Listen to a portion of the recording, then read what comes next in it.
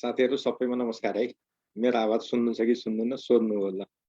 एकदम धन्यवाद तपाईँहरू सबै साथीहरूलाई नमस्कार। तपाईँहरू यति रातिसम्म पनि धैर्य गरेर जोडिनु भएको छ। हरिजी नमस्कार। हरिजी नमस्कार। तपाईँ सबै साथीहरूलाई नमस्कार। मैले एकजना व्यक्तिको नाम मात्रै लिँदाखेरि अन्याय होला। सबै साथीहरूलाई मैले एकदम भित्रैदेखि नमस्कार गरे हुँ। व्यक्तिको नाम मैले लिन यहाँबाट सम्भव छैन। तपाईँ सबैको मैले देखेको छु को साथीहरू आउनु भएको छ। कतिलाई मैले चिन्छु, कतिलाई चिन्दिनँ। तपाईँहरूको यो फिडब्याक क्लासमा अहिले म आएको छु। मेरो नाम दत्तात्रेय दाहाल, यहाँहरू सबैले देखिराख्नु भएको छ। केही साथीले चिन्नुहुन्छ, केही साथीले चिन्नुहुन्न होला, केहीको लागि नयाँ पनि होला। जे होस्, अब हामी हाम्रो आजको कन्टेन्टमा हामी जाउँ। तपाईहरुले यहाँ आज अभ्यासका क्वेशनहरु पाउनुभयो होला। यहाँबाट त मैले त्यो सार्न सक्दिनँ। सायद तपाईहरुले पाएको क्वेशन यो हो कि जस्तो लाग्छ। मलाई यहाँ screen sharing do you want to continue भन्नु उहाँले देखाउनु भयो। त्यही भएर उहाँले यहाँ देखाउनु भएको छ। नमस्कार हजुर। नमस्कार सर। सर नमस्कार। म समयको प्रतीक्षा थियो हाम्रो। हामी वेट गरिरहेका थियौँ सरलाई धेरै समयदेखि। अब सरलाई आजबाट यहाँ जोड्न पाएको छु। ल सबैजनालाई स्वागत छ। Welcome to all of you. सबै सर म्यामहरूलाई धन्यवाद र वेलकम। यो प्रविधिसँग जोड्दा कहिलेकाहीँ ढिलो भइहाल्छ एकदम। कहिलेकाहीँ भन्दा पनि जेनरली 8:30 त सधैँ बजाएको छु मैले। 8:15 बजे भनेको भए तापनि र यसको लागि म प्राति छुट्टीमा व्यवस्थापन ठ्याक्क गर्न सकेको छैन।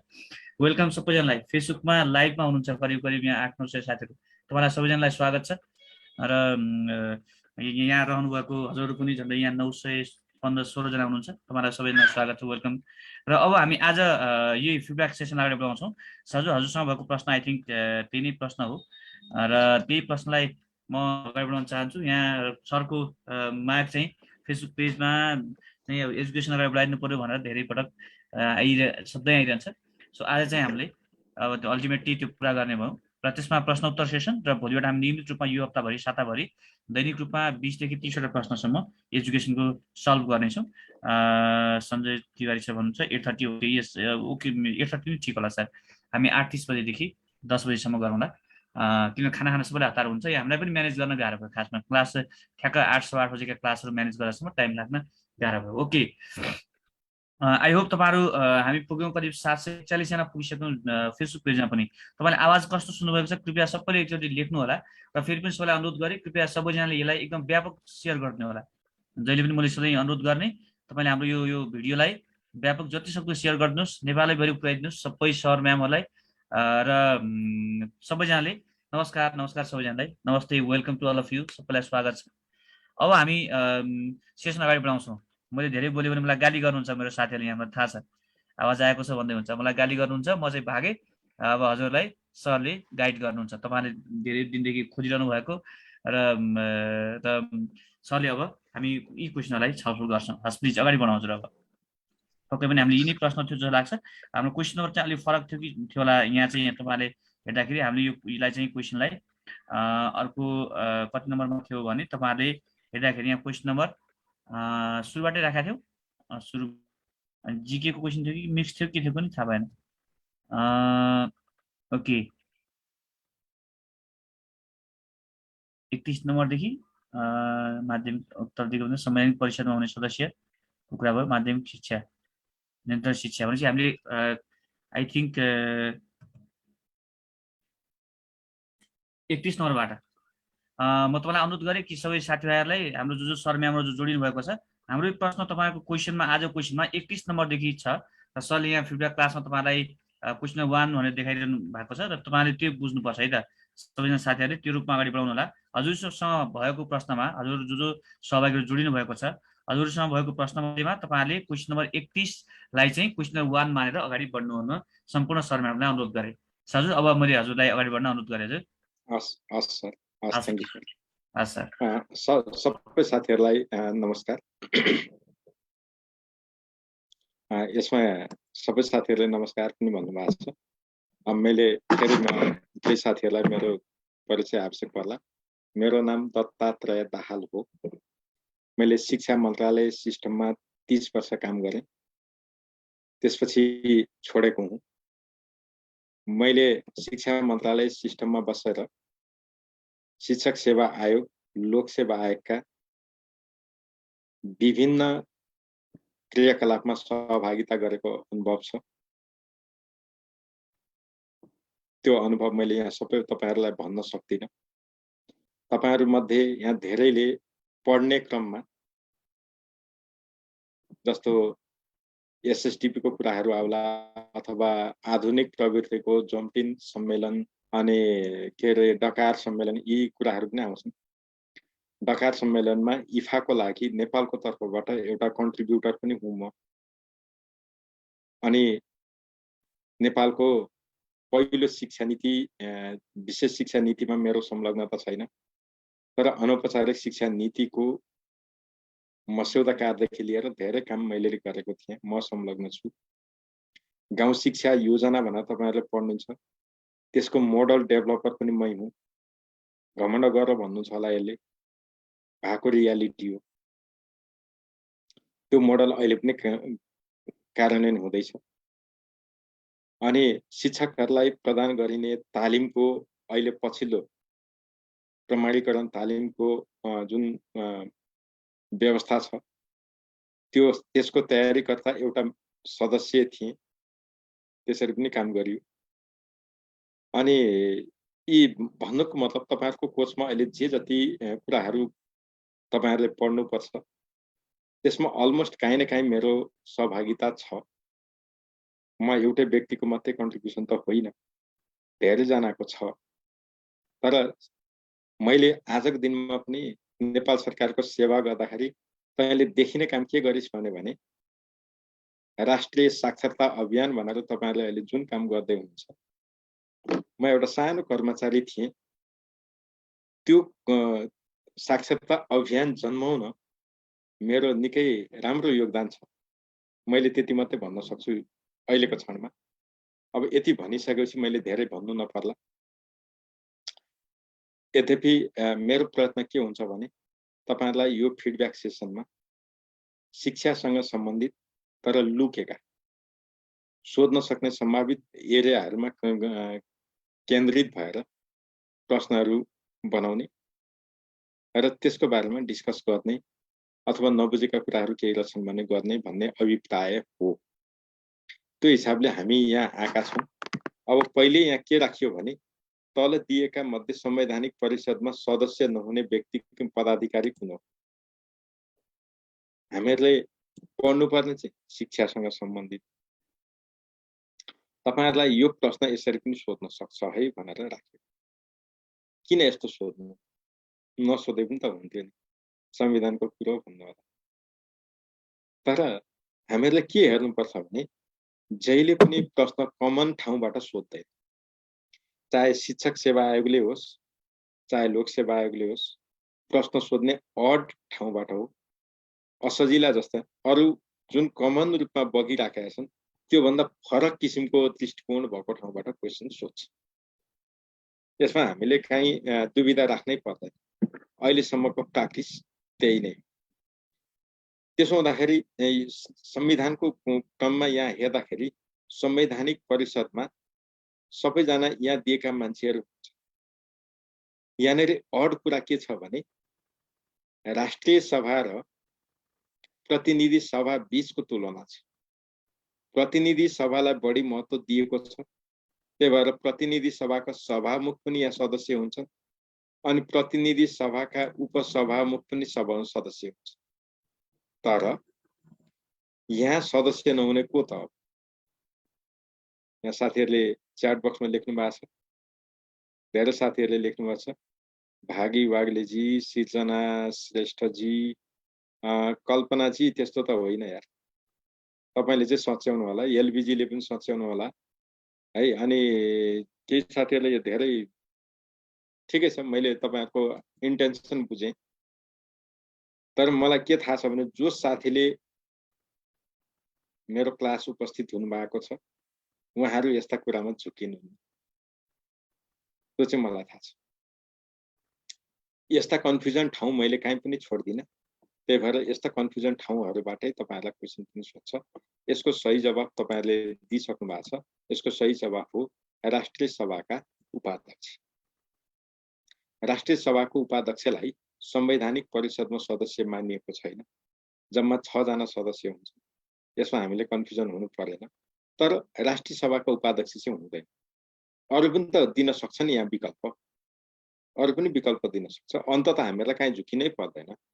मात्र के भने प्रतिनिधि सभाको उपसभामुख चाहिँ हुने, राष्ट्रिय सभाको उपाध्यक्ष चाहिँ किन नहुने भन्ने क्वेसन हो नि त। त्यही भएर यो 8 ठाउँबाट हामीहरूलाई प्रश्न सोध्न सक्छ। यो कुरा हामीहरूले याद गर्नुपर्छ। Be clear. चाहे तपाईँ सुब्बाको जात दिनुहोस्, चाहे शिक्षाको दिनुहोस्, चाहे अधिकृत कतै पनि जात दिनुहोस्, संविधानबाट सोध्नुपर्ने जम्मा 7 वटा एकदमै टप लेभलका गोल्ड क्वेसन छ। त्यसमध्येको एउटा क्वेसन यो। त्यसमध्येको एउटा क्वेसन यो क्वेसन सोधो भने सर हाम्रो त शिक्षासँग सम्बन्धित मात्रै थियो, आउट अफ कोर्स सोधो भन्न तपाईँले पाउनुहुन्न। किनभने यो संविधानबाट सोधेको छ, जीके को रूपमा पनि त सोधेको हो नि।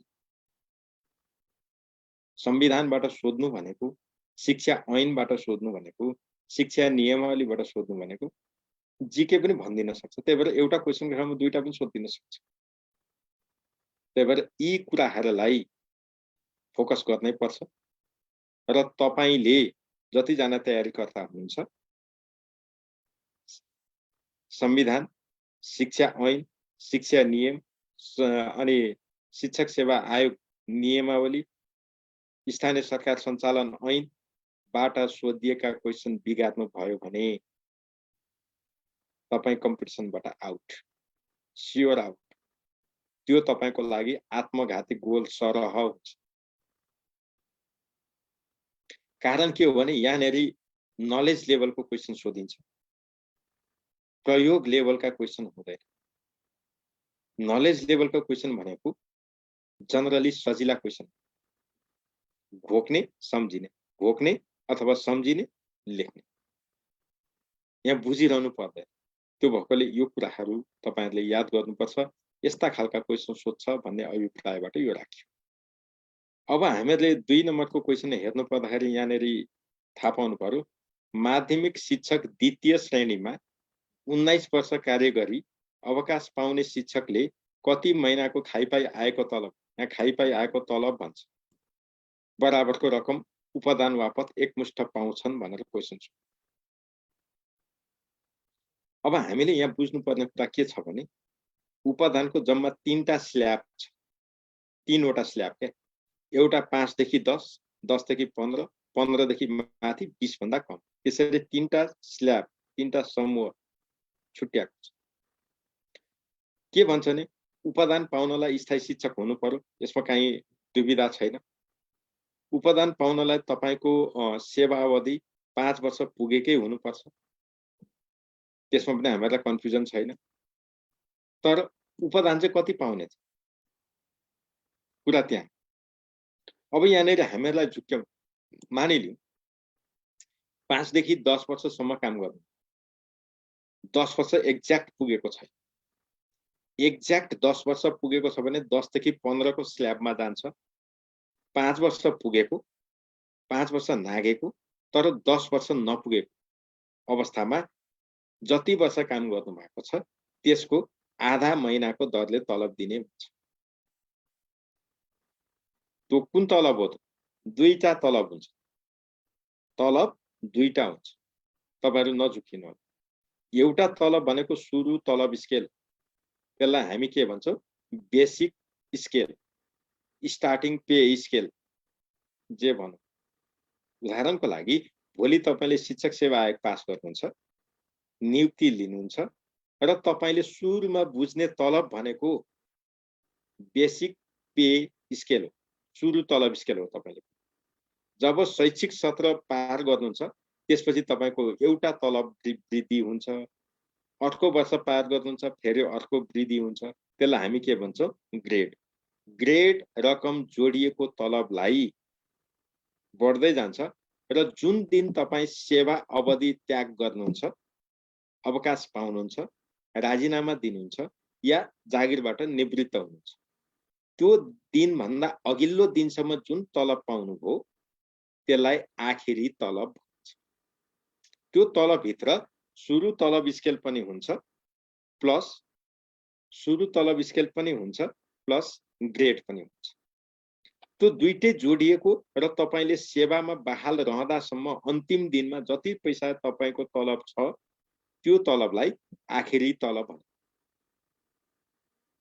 अथवा महिनाको खाइपाई आएको तलब भन्छ। यो कुरा बुझ्नु पर्यो। महिनाको खाइपाई आएको तलब भन्नु र आखिरी तलब भन्नु अलिकति फरक छ अर्थको हिसाबले, तर हामीहरूले यहाँ बुझ्नुपर्ने कुरा के हो भने आखिरी तलब भनेको तपाईले जुन दिन जागिर छोड्नुहुन्छ त्यो भन्दा अघिल्लो दिनसम्म तपाईले पाउने तलबलाई आखिरी तलब, खाइपाई आएको तलब पनि त्यो दिनसम्मकै तलब। त्यही भएर यहाँनिर झुकिनु पर्ने कुरा छैन, दुईटा छ। अब त्यसो भने कति पाउँछन् त यिनीहरूले? हामीहरूले थाहा पाउनु पर्यो। 5 देखि 10 वर्षसम्म काम गरेको छ भने आधा महिना। उदाहरणको लागि 7 वर्ष काम गरेको मान्छेले कति महिनाको तलब पाए? 7 वटा आधा महिना। 7 वटा आधा महिना भनेको कति हो? 3.5 महिना।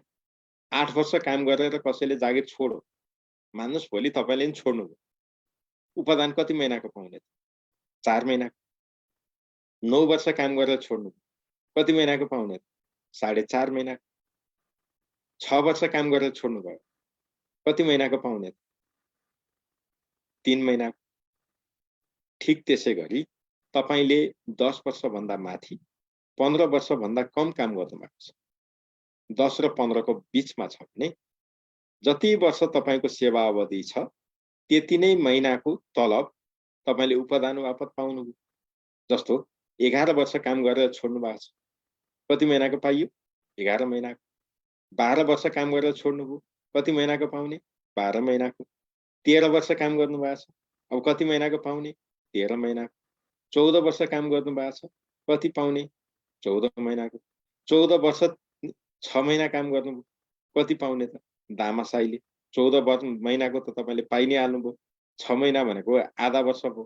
त्यो आधा वर्ष भन्ने बित्तिकै तपाईले त्यो दामासाईले गर्दाखेरि 14.5 महिनाको पाउनु। एकदम सजिलो हिसाब छ। अब 15 वर्षदेखि 20 वर्ष, 20 वर्ष एक्ज्याक्ट पुगेको छ भने त्यसले उपदान पाउँदैन। एउटै व्यक्तिले उपदान र निवृत्ति भरण पनि पाउँदैन। हामी यसमा क्लियर हुनुहोस्। एउटै व्यक्तिले उपदान र निवृत्ति भरण पाउँदैन, कि त उपदान पाउँछ कि त निवृत्ति पाउँछ। जो व्यक्ति 20 वर्ष एक्ज्याक्टली पुग्दछ त्यसले म अब उपदान लिन्छु भनेर पनि रोइ कराई गरे पनि पाउँदैन। उसले पेन्सन नै लिनुपर्छ, पेन्सनलाई निवृत्ति भरण भन्छ। यसमा त हामी झुक्किँदैन। अब यहाँनिर प्रश्न तपाईले के सोधेको छ भने माध्यमिक शिक्षक द्वितीय श्रेणीमा 19 वर्ष काम गरेको मान्छे, 19 वर्ष काम गर्यो, यो भनेको पेन्सन पाउन कति पुग्नुपर्छ? 20 वर्ष। 20 वर्ष त यहाँ पुगेको छैन, उसले पाउने के त? उपदान नै हो। भने यो 19 वर्ष काम गरेर उपदान पाउँदाखेरि चाहिँ उसले कति पाउने भयो त? माध्यमिक शिक्षक द्वितीय भनेको छ, ल हेर्नुस् कति महिनाको पाउने? अब यहाँ धेरै साथीहरूले लेख्नु भएको छ जवाब। के लेख्नुभयो? अब यसको त हेरौँ। धेरै साथीहरूले के भन्नुभयो।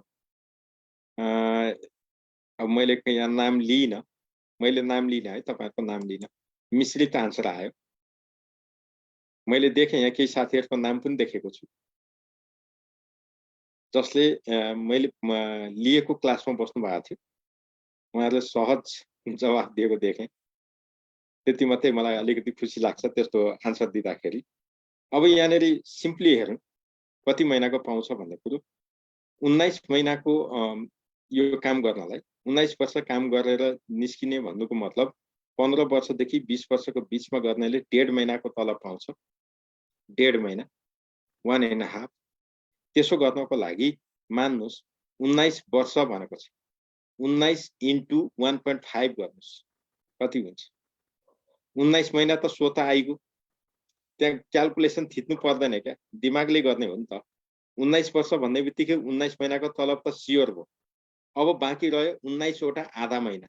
19 वटा आधा महिना भनेको 9 दुना 18 भयो, 9.5 महिना जोड्नुस्। अब 19 र 9 जोड्नुस् कति भयो? 28 अनि फेरि अर्को के आयो आधा महिना भयो त्यो हिसाबले हेर्दाखेरि यसको सही जवाफ के हुने भयो घ धेरै साथीले गर्नुभयो केही साथीहरूले गमा चिनो लाउनु भएको छ केही साथीले खमा चिनो लाउनु भएको छ नझुकिनुस् त ल अब अर्को हिस्सा यसैमा गरौँ न 16 वर्ष काम गरेर निस्केको भए कति महिनाको पाउँथे 16 वर्ष काम गरेर निस्केको भए कति हुन्थ्यो 16 महिना त त्यतिकै भइगयो अब 16 को आधा भनेको कति त 8 हो 16 र 8 जोड्नुस् त कति हुन्छ 24 हो 18 महिना मात्रै काम गरेर निस्केको भए कति पाउँथ्यो के 18 वर्ष काम गरेको 18 महिनाको त त्यतिकै भयो 18 को आधा भनेको 9 हो अब 18 र 9 जोड्नुस् त कति हुन्छ 9 8 17 27 त्यही हो नि त त्यही भएर यहाँनिर हामीले के बुझ्नु पर्यो भने 19 वर्ष काम गर्यो 19 वर्ष काम गर्यो भने हामीले सिधा कलम लिनुस् तपाईं सबै साथीहरूले झुकिनु पर्दैन 19 महिनाको तलब त सिधै आइगयो अब बाँकी रह्यो आधा आधा महिनाको छुटो 19 वटा आधा छुटो 19 वटा आधा भनेको कति हो 19 को आधा 19 भागा 2 गर्नुस् त 9 दुना 18 9.5 हो अब 19 मा 9.5 जोड्नुस् न 19 मा 1 जोड्नुस् 20 हो उता 8.5 हो अनि 28.5 भएन है त ल अब यति भनिसकेपछि यसको बारेमा मैले अरु केही भन्नु पर्दैन धेरै साथीहरूले यहाँनेरि लेख्नु भएको छ नारायणी पोखरेलजी यो त तपाईलाई त मैले गाली गर्नु पर्यो हुन त तपाई भर्खर आउनु भएको होला पढ्नु भएको छैन यसमा केही कुरो गर्नु 76 मा नियुक्ति भएको टिचर 20 वर्ष काम गरेपछि पेन्सन पाउँछ सर कि कसो हो सर भन्नुहुन्छ के फरक परेन 76 साल भन्दा यता नियुक्ति हुनेले पनि पेन्सन नै पाउने हो निवृत्त भरण नै पाउने हो तपाईहरु यहाँ झुकिनु पर्दैन के तपाईहरुले पनि निवृत्ति भरण पाउनुहुन्छ तपाई अहिले जो तयारी गर्दै हुनुहुन्छ भोलि जसले नाम निकाल्नुहुन्छ तपाईहरुले पनि नियुक्ति पाएपछि अन्तिममा त्यही निवृत्ति भरण नै पाउनुहुन्छ फरक के छ भने मैले आजको दिनमा महिनै पछि निवृत्ति भरण पाउँथे भने तपाईले एकमुष्ट पाउनुहुन्छ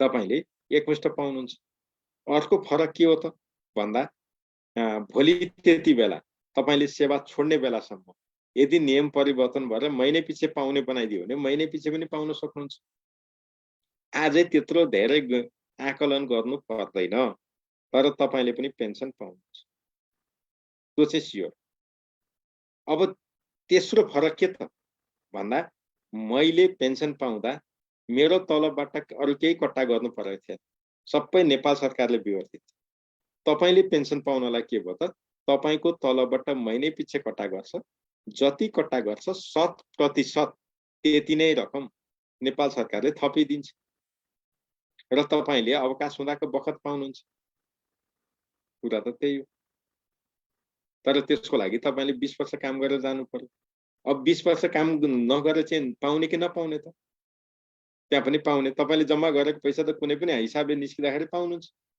त्यसको छुट्टै कार्यविधि छ अहिले हामीले त्यो कुरा गर्न यहाँ मिलेन हामीले यहाँ पढेको के त शिक्षा ऐन र नियम भित्रको कुरा यहाँ परेको छ त्यही भएर यसको मात्रै कुरा गर्यौं है त साथी निवृत्त भरण पाउन योग्य प्राथमिक प्रथम श्रेणीको शिक्षकले कति महिनाको खाइपाई आएको तलब बराबरको रकम औषधि उपचार खर्च वापत पाउँछ अब यहाँनेरि तपाईलाई एउटा प्रश्न सोध्छु निवृत्त भरण पाउन योग्य भनेको 20 वर्ष भन्दा बढी काम गरिसकेर प्राथमिक प्रथम श्रेणीको शिक्षक औषधि उपचार खर्च जम्मा 3टा स्ल्याब छ यसको पनि एउटा 12 महिना अर्को 18 महिना अर्को 21 महिना अब यो चाहिँ कति पाउँछ प्रश्न नम्बर यसमा जाँदाखेरि हामीहरूले पुरुषोत्तम तिवारी जी के लेख्नुहुन्छ यार तपाईहरु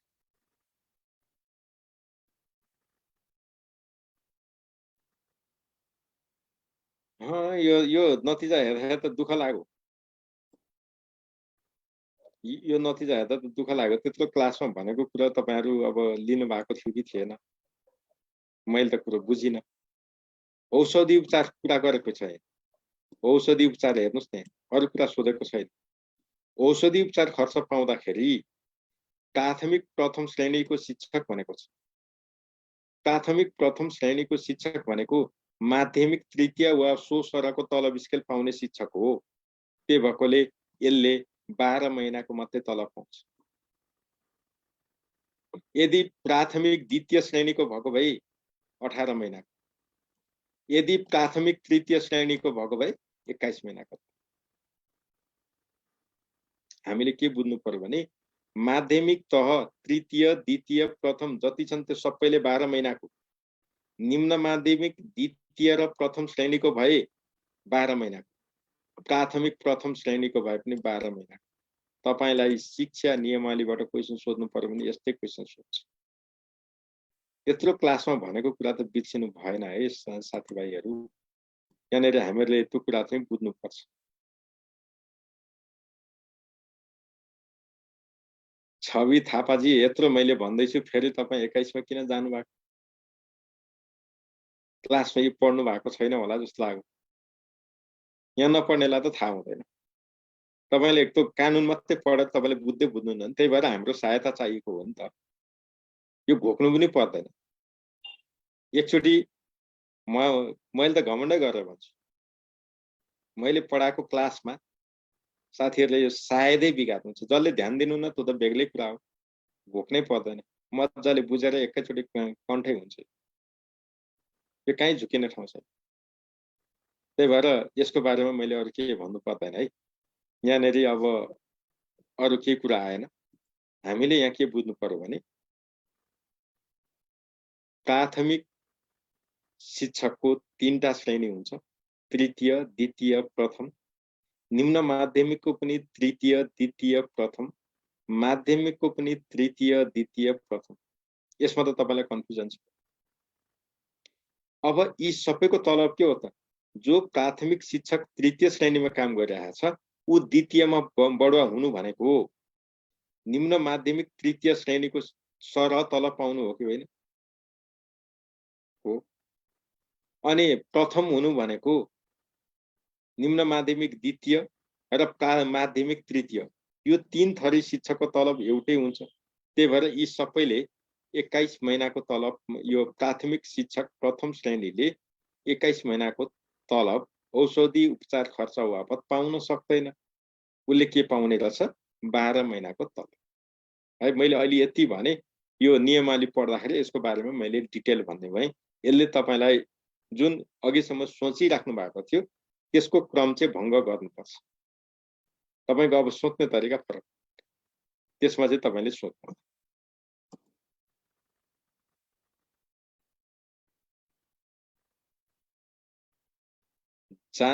जनक प्रसाद तिवारीजी, तपाईले त त्यो भन्नुभयो, तपाईले साँच्चै यही क्लास पढ्नु भएको थियो पहिले पनि? मैले त पत्याइ नै, एकदमै होइन। सूर्य माया लामाजी, यो त मावि प्रथम श्रेणीको भए पनि 12 महिना, माध्यमिक द्वितीय श्रेणी भए पनि 12 महिना, माध्यमिक तृतीय श्रेणी भए पनि 12 महिना, निम्न माध्यमिक प्रथम भए पनि 12 महिना, निम्न माध्यमिक द्वितीय भए पनि 12 महिना, प्राथमिक प्रथम श्रेणी भए पनि 12 महिना। यसमा मलाई केही छैन है। ल जनकजी, तपाईँ अब क्लास यहाँ लिनु भएको छैन। मैले अरू धेरै डिटेल भन्न आवश्यक ठानी। किनभने मलाई के थाहा छ भने जसले सेडेपमा पढ्नु भएको छ उहाँहरूलाई यो डिटेलमा एकचोटि पढ्दा हुने गरी पढाइएको छ। घरमा गएर पढ्नु पर्दैन कि। ल अब त्यसपछि अर्को क्वेसनमा जाउँ। शिक्षक सेवा आयोगले शिक्षक नियुक्तिलाई व्यवस्थित गर्न विभिन्न चरणमा विज्ञापन गर्दा दरखास्त पेश गर्नुपर्ने म्याद सामान्यतया कति दिनमा नघटाई तोक्नु पर्दछ? यो नियमावलीको कुरा, शिक्षक सेवा आयोग नियमावलीको कुरा 4। ल साथीहरूले यस्तो मिलाउनु भयो, किनभने यसमा त कहीँ झुक्किने छैन। ल यालकेजी ठिकै छ। लोकेन्द्र विष्टजी सच्याउनुहोस्। ल मैले हेरेँ तपाईँहरूको मैले यहाँ हेरेँ तपाईँहरूको नाम धेरै हेरेँ। यहाँ शिक्षक सेवा आयोगले न्यूनतम 30 दिनको समय दिनुपर्छ भनेर तोकेको छ। यहाँ झुकिनु पर्ने कुरा केही छैन। यो तपाईँले औषधि उपचारको कुरामा झुकिनु स्वाभाविक हो। त्यहाँ प्रश्न त्यसरी बुझ्नुहुन्न तपाईँहरू।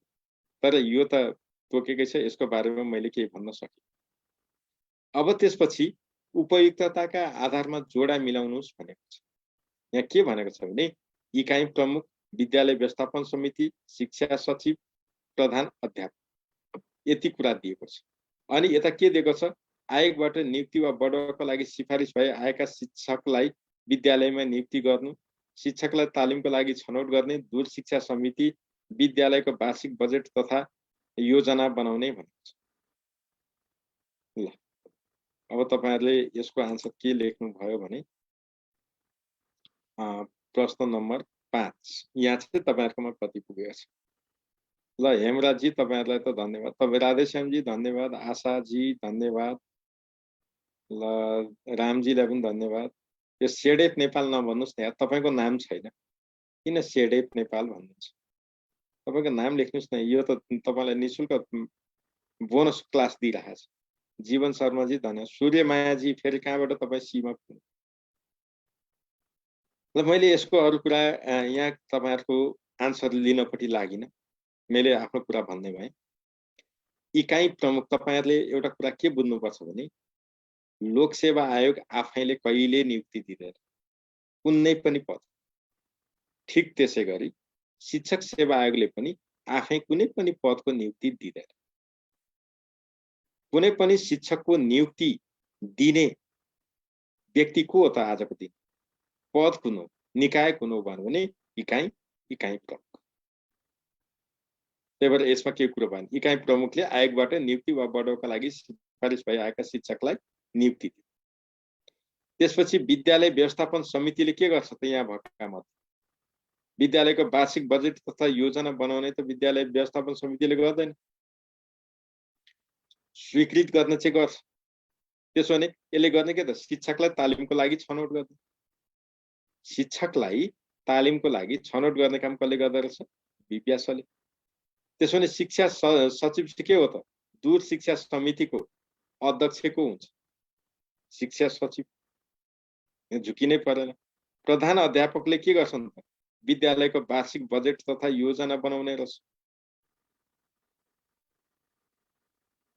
अब त यहाँ झुकिएन। त्यो भएकोले इकाइ प्रमुख 1 यो सीधा यसको आन्सर हो। त्यो हिसाब हेर्दाखेरि यसको आन्सर के भयो? यो क भयो। यहाँसम्म तपाईहरुले कन्फ्युजन हुनु हुँदैन। यहाँसम्म तपाईहरुले कन्फ्युजन हुनु हुँदैन। यदि कन्फ्युजन हुनु भयो भने गयो। सुनिता जी धन्यवाद। ल गणेश आचार्य जी तपाई पनि यी पढ्नु भएको हो? त्यो त मलाई थाहा भएन। सुनिता खड्का चाहिँ हो। ल अब त्यसपछि अर्कोमा जाउँ। तलका कथन मनन गर्नुस् भनी स्टेटमेन्ट प्रश्न नम्बर 6 मा यहाँ के छ? इभान प्याभलोभ, कार्यपरक सिद्धान्त, सिकाइको अपवाद, एडवर्ड थोर्नडाइक। त्यसपछि यतापट्टि सिकाइमा दृश्य यी कुराहरू तपाईहरुले पढिसक्नु भएको छ। त्यही भएर अब मैले यहाँनेरि तपाईहरुको आन्सर चाहिँ यसमा आएपछि ब्रेक लागेको छ। धेरै साथीहरुले यो प्रश्न नम्बर कति हो त्यहाँको भने त्यहाँको पनि मलाई थाहा भयो। हेमराज साईजी सच्याउनुस् तपाई। म यहाँ नाम हेर्दैछु।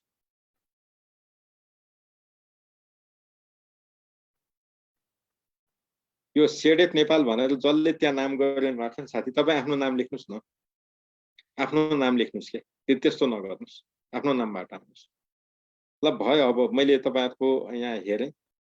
यसमा हामीहरुले के बुझ्नु पर्यो भने सिकाइमा दृश्य तथा अदृश्य दुवै कार्यको प्रभाव रहन्छ, दुवै सामग्रीको प्रभाव रहन्छ भन्ने मान्छे इभान प्याभलोभ हो। शास्त्रीय सिकाइ सिद्धान्तले भन्छ। यिनले के भन्छन् भने मासु देखिने वस्तु हो, घण्टीको आवाज देखिदैन, घन्टीको आवाज के हो त? अदृश्य हो। त्यो दुवैको प्रभाव रहन्छ। पछि घन्टीको आवाज यसरी घन्टी बजाउँदा मात्रै पनि त्यो रियाल चुहाउनु चाहिँ अदृश्य वस्तु भयो। अनि मासु चाहिँ आँखाले देख्यो, त्यही भएर उसले रियाल चुहायो, त्यो चाहिँ दृश्य हो। त्यो कुरो इभान प्याभलोभले गरे, होइन त? त्यस्तै money is not a reinforcement if it doesn't increase behaviour. हामीहरूले सामान्यतया पैसालाई हामीहरूले पुनर्बल भनेर मान्न सक्छौँ। तपाईँलाई म यति पैसा दिन्छु त भन्यो भने तपाईँ मजाले काम गर्नुहुन्छ, अथवा कुनै व्यवहारलाई दोहोऱ्याउनुहुन्छ, तेह्राउनुहुन्छ, अभ्यास गर्नुहुन्छ। यो त जताततै लागू हुने नियम हो नि। ल भोलि बिहान जो नेममा सेडेपमा सबभन्दा पहिले आइपुग्छ, भोलि त्यसको 1 वर्षको त्यहाँ लाग्ने फी मिना गरिदिने भनेर मैले यहाँ घोषणा गरेँ भने तपाईँहरू 11 बजेदेखि गएर लाइन बस्नुहुन्छ। कोही त दिउँसैदेखि पनि बस्दिनुहुन्छ। के को लागि? त्यो पैसाको लागि। किन? त्यसले तपाईँको व्यवहार बढायो। अरू छोड्नु न, तपाईँहरूलाई मैले के भने अहिले भने, ल साथीहरु भोलिको एक्जाममा तपाईहरुलाई यस्तै क्वेशनहरु आउँछ, यस्तै, यही होइन यस्तै।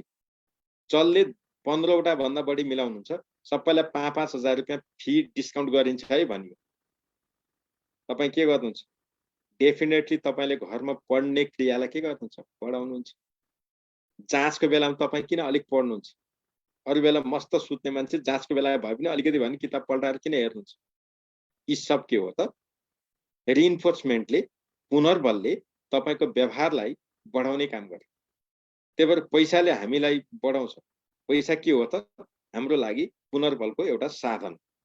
तर त्यति बेला यो पुनर्बल हुँदैन जति बेला यसले हाम्रा व्यवहारलाई बढाउँदैन, क्रियाकलापलाई बढाउँदैन। त्यो कुरा गर्छ। पैसा दिनु, पुनर्बल दिनु, त्यति बेला पुनर्बल हुन्छ जसले त्यो व्यवहारलाई बढाउँछ, दोहोर्याउँछ, तेर्याउँछ, बारम्बार अभ्यासमा ल्याउँछ। त्यो मात्रै पुनर्बल, नत्र होइन। त्यही भएर money is not a reinforcement if it doesn't increase behaviour भनेर कार्यपरक सिद्धान्तले भन्छ।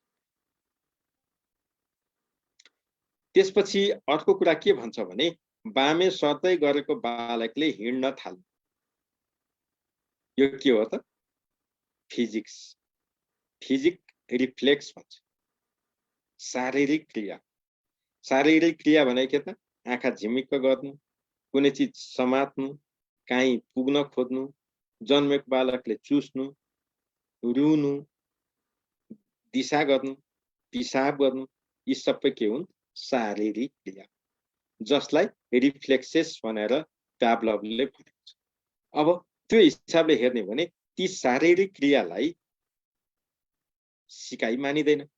नसिकिकन गर्न सकिने व्यवहार हुन् ती भनेका। काहीँ तालिम लिनु पनि पर्दैन। जन्मजात आएका गुणहरू हुन्। जस्तो चरो आकाशमा उड्नु, उसको जन्मजात गुण हो। माकुराले जालो बुन्नु, उसको जन्मजात गुण हो। त्यही काम गर्न हामीले त सिक्नु पर्छ नि। उसले नसिकिकन गर्छ। त्यस्तै गरी यहाँनेरि बालकले बामे सर्नु, हिँड्नु, पल्टिनु, यी सबै शारीरिक क्रिया हुन्, सिकाइ होइन। एडवर्ड ली थोर्नडाइकले परीक्षण गरेको बक्सलाई पजल बक्स भनिन्छ। Puzzle box. स्किनरको लागि स्किनर बक्स। तपाईहरुलाई धेरैचोटि एक्जाममा सोधेको प्रश्न। त्यही भएर मैले यति भने। अब यसको आन्सर के रहेछ तपाईहरुले थाहा पाइहाल्नु। मैले भनिरहनु पर्दैन। त्यसको बारेमा अब मैले भनिरहनु परेन। धेरै साथीहरुले यो कुरा बुझ्नुभयो कि भएन है। अब अरु कुरा मैले के भने, त्यसपछि अर्को प्रश्न छ 7 मा, अन्तर्दृष्टि सिकाइ सिद्धान्त अनुसार प्रत्यक्षीकरणको केन्द्रीय तत्वमा तलका मध्ये कुन पर्दैन? यो इन्साइटफुल लर्निङ थियोरीको केन्द्रीय तत्व भनेर एउटा राखेको छ, सेन्ट्रल फ्याक्टर। त्यसमा नपर्ने कुन हो त? प्रश्न नम्बर 7 मा। अब त्यहाँनेरि दिएको छ, एउटा प्रवृत्ति पर्छ, उत्प्रेरणा पनि पर्छ, पूर्व अनुभव पनि पर्छ, तर निरन्तरताको कुरा त्यहाँ छ। त्यही भएर यहाँ कुन पर्दैन भनेर सोधेको छ, निरन्तरता चाहिँ पर्दैन। केन्द्रीय मध्यस्थताको तत्त्व तपाईहरुले त्यहाँ गुरु बुकमा हेर्नु होला, यसको डिटेल छ, त्यहाँनेर लिस्ट नै बनाइदिएको छ। त्यही भएर यसमा मैले अरु भनिरहनु पर्दैन। त्यसपछि 8औं जाउँ, जीन पियाजेका अनुसार ज्ञान विकासका क्रम तलका मध्ये कुन चाहिँ सही छ? जीन पियाजेको मानव विकास अथवा ज्ञान विकासका जम्मा 4 वटा चरण छ, यो त हामीलाई थाहा छ। त्यसको पनि क्रम छ, त्यो पनि हामीलाई थाहा छ। अब त्यसो भने यहाँ दिएका मध्ये कुन चाहिँ यहाँनेरि सही छ त? हामीहरू त्यो थाहा पाऊँ। अब यहाँनेरि तपाईहरुले बिर्सन नहुने कुरा के चाहिँ हो भने, केमा नझुकिनुस् भने, मानव विकासको क्रम पनि 4 वटा अनि ज्ञान विकासका क्रम पनि यिनै 4 वटा गरेर उनले राखेका छन्। तर मानव विकासमा चाहिँ यिनले सेन्सरी मोटर स्टेज हुँदै कन्क्रिट अपरेसनल स्टेज के फर्मल अपरेसनल स्टेजमा गएको छ। तर यहाँ चाहिँ ज्ञान विकासको क्रम भनेको छ। त्यही भएर ज्ञान विकास यिनले कुन भनेका हुन् त 8। अब यिनले सबभन्दा पहिला स्कीमा भनेर गरेका छन्। दोस्रो एसिमिलेसन नै हो, आत्मीकरण। तेस्रो अकोमोडेसन हो र चौथो चाहिँ इक्विलिब्रियम, सन्तुलन।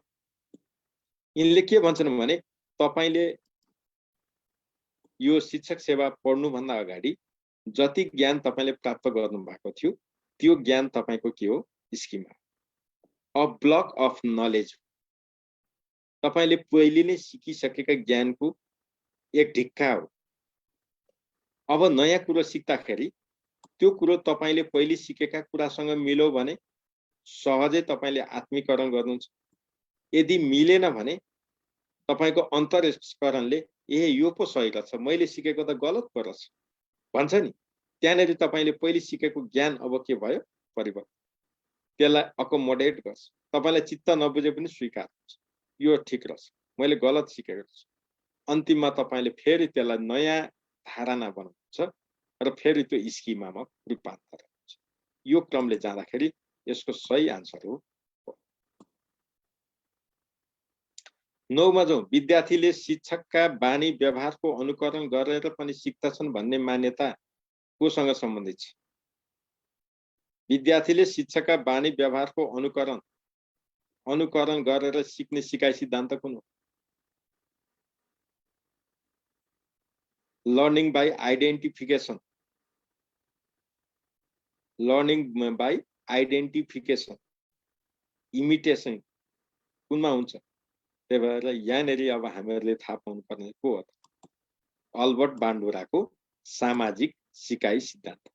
त्यही भएर विद्यार्थीहरूले कार्टुन हेर्ने, नमुनाको चाहिँ गुण हुनु पर्यो, नमुनाबाट सिकाइ हुन्छ, नमुनाको हिसाबले यहाँ सिकिन्छ भन्ने कुराहरू गरेको छ। त्यही भएर शिक्षक पनि एउटा के हो? नमुना। 9मा डी है, के ग। यसमा त धेरै साथीहरूले मिलाउनुहुन्छ, भगवती चौला गाई 8.5 को भन्नुहुन्छ।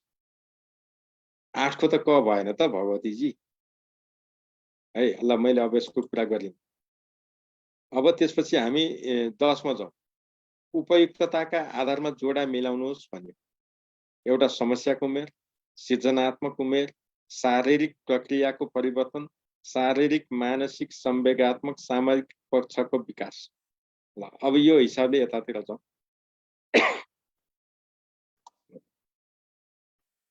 धेरै साथीहरूले आन्सर दिनुभएको छ 10 नम्बरमा। राजु भट्टराईजी तपाईलाई धन्यवाद, लक्ष्मीजीलाई पनि धन्यवाद, मुकुन्दजी सच्याउनु होला, रिमाजी धन्यवाद, पुष्करजी धन्यवाद, आशा गुरुङजी तपाईलाई पनि धन्यवाद, लक्ष्मीजी सच्याउनु होला है। त्यसपछि गीताजी तपाईलाई धन्यवाद, के हो चमेलीजी, चमेली बुढाजी तपाईलाई पनि धन्यवाद। ल शकुन्तलाजी तपाईलाई धन्यवाद, नारायणजी सच्याउनु होला, त्यो चाहिँ अलिक भएन। तर खै ठिक छ, धेरै साथीहरूले सही जवाफ दिनुभएको छ, खुसी लाग्यो, उहाँहरूले पढ्नु भएको छ। अब यो हिसाबले हेर्दाखेरि 10 नम्बरको सही जवाफ हो हामीलाई यहाँनेरि मैले धेरै व्याख्या गरिन यो ख।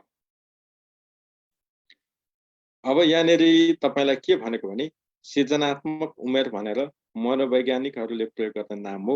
समस्याको उमेर भनेर आमा बाबुद्वारा प्रयोग गरिने नाम हो। शारीरिक प्रक्रियाको परिवर्तन भनेर यहाँ दिएको छ। शारीरिक प्रक्रियाको परिवर्तन भन्ने बित्तिकै मानव वृद्धि हो, मानव वृद्धि हो। अनि शारीरिक मानसिक संवेगात्मक भन्ने बित्तिकै मानव विकास हो। यसमा हामीले झुकिनु परेन।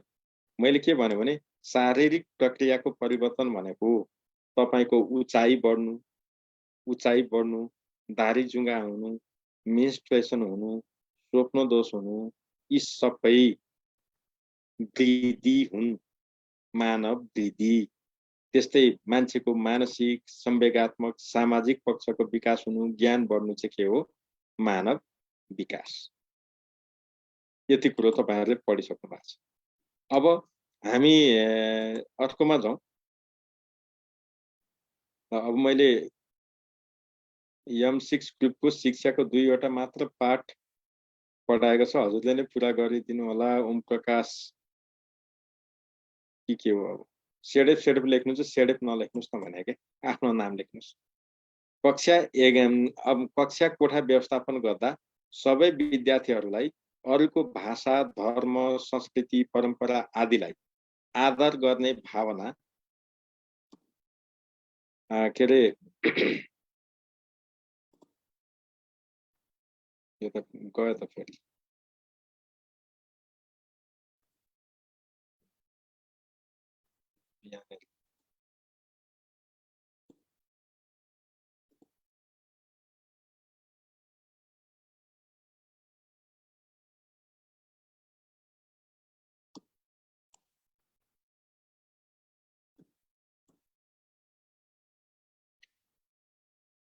के भावना व्यवस्थापन पढाउन गरिने व्यवस्थापकीय है यहाँनिर यस्तो भएको रहेछ। त्यही भएर म के भन्छ भन्दा यसलाई व्यवस्थापकीय कार्य तलका मध्ये केसँग सम्बन्धित छ भन्छ। सिकाइ क्षमता व्यवस्थापन, सामाजिक व्यवस्थापन, भाषिक व्यवस्थापन, शैक्षणिक व्यवस्थापन। यहाँ चाहिँ भाषा, धर्म, संस्कृति, परम्परा सबैलाई, यी सबै कुरालाई गर्ने छ। मोहिकाजी के को लागि हो? यहाँ च्याटिङमा आउनुस् न। मोहिका बटालजी तपाईँ च्याटिङबाट आउनुस् ल। यहाँ अन गर्ने बित्तिकै सबैलाई असर गर्छ। धेरै साथीहरूले ख भन्नुभएको छ।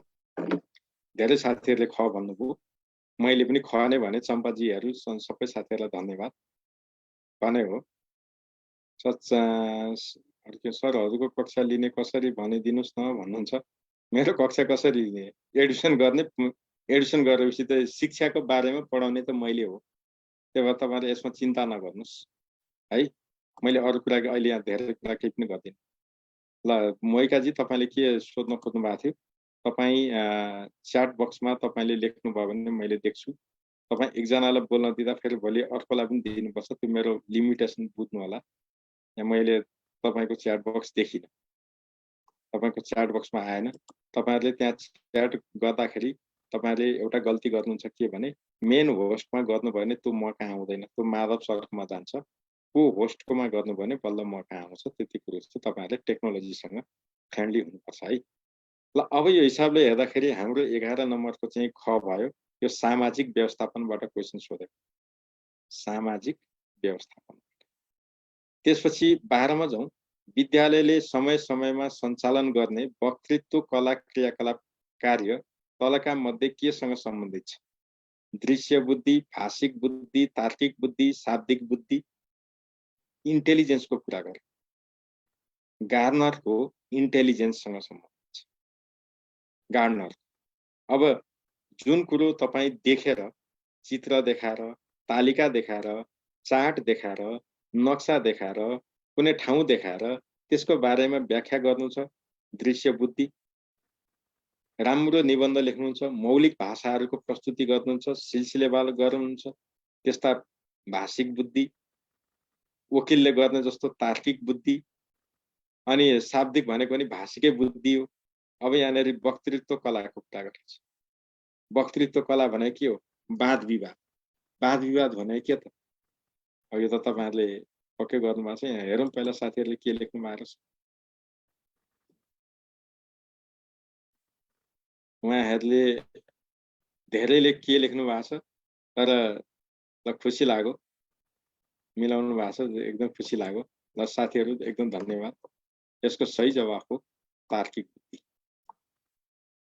किनभने तपाई आफ्नो पक्षमा तर्क प्रस्तुत गर्ने हो नि त। अनि विपक्षले पनि तपाईको कुरालाई खण्डन तर्ककै आधारमा गर्छ नि त। गाली गरेर त हुँदैन नि त।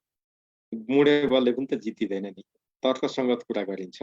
त्यही भएर यो कुरामा चाहिँ हामीले के बुझ्नु पर्यो? तार्किक बुद्धि। साथीहरुले हाइलाइट गरिदिनु पर्यो पनि भन्नुभएको छ। ल तार्किक बुद्धि। यसमा सामाजिक व्यवस्थापन भनेका थियौं। यसमा त हामीहरुलाई अब काहीँ समस्या भएन होला, हैन? अनि अब यो सबै मैले पछाडी गइन, अघि तपाईहरुले भन्नुभएको हुन्थ्यो, मैले भन्दै गए तपाईहरुले टिप्पण गर्दै जानु होला भन्ने मेरो बुझाइ थियो। खै ठिकै छ, यो पनि गरौँ। अब तल दिएका शैक्षणिक संगठन मध्ये तुलनात्मक रूपमा गुणस्तरीय शिक्षण सिकाइ क्रियाकलापका लागि कुनलाई कमसल संगठन मानिन्छ? कमसल भनेको कमजोर, विक। कक्षा शिक्षण, बहुकक्षा शिक्षण, बहुकक्षा बहुस्तर शिक्षण, विषयगत शिक्षण। 13 नम्बर।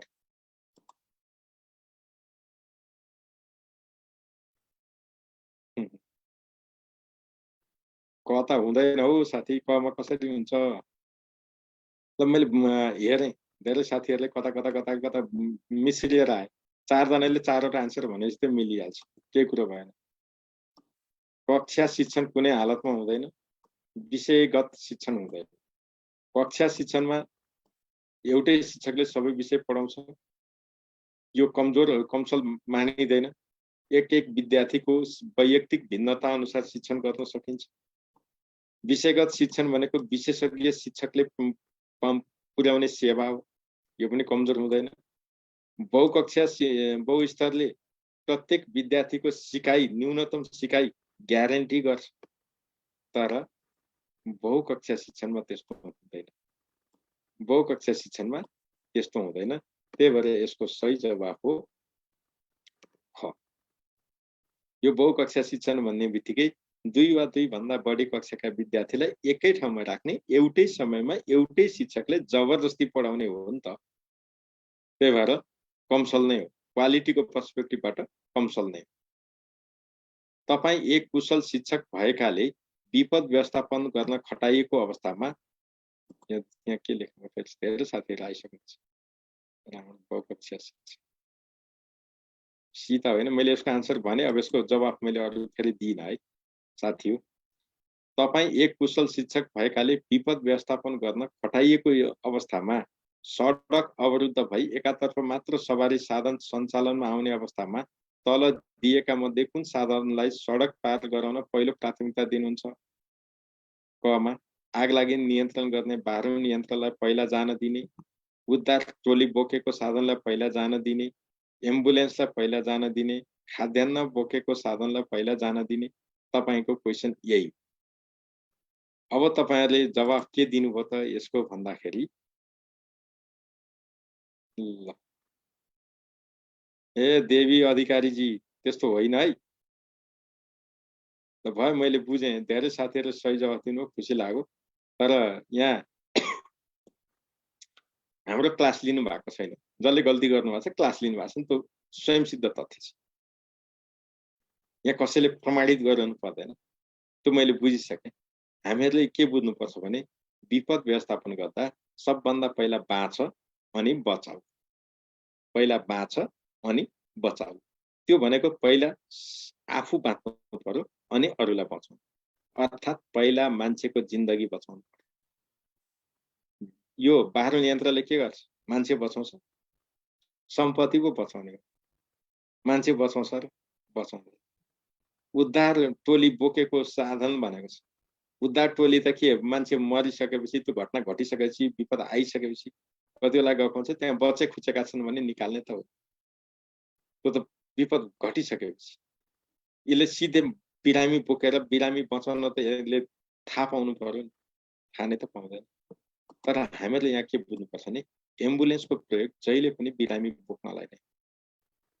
एम्बुलेन्स त्यतिकै दौडियो भनेर भन्न पाइँदैन, बिरामी बोकेको हुन्छ। यी 4वटा मध्ये खानेकुरा 2 घण्टा नखाँदा मान्छे मर्दैन, तर बिरामीलाई 1 घण्टा ढिलो उपचार गर्यो भने मर्न सक्छ, बाँच्ने मान्छे पनि मर्छ। त्यही भएर ज्यान बचाउनु सबभन्दा ठुलो कुरो, घाइतेको उपचार नम्बर 1।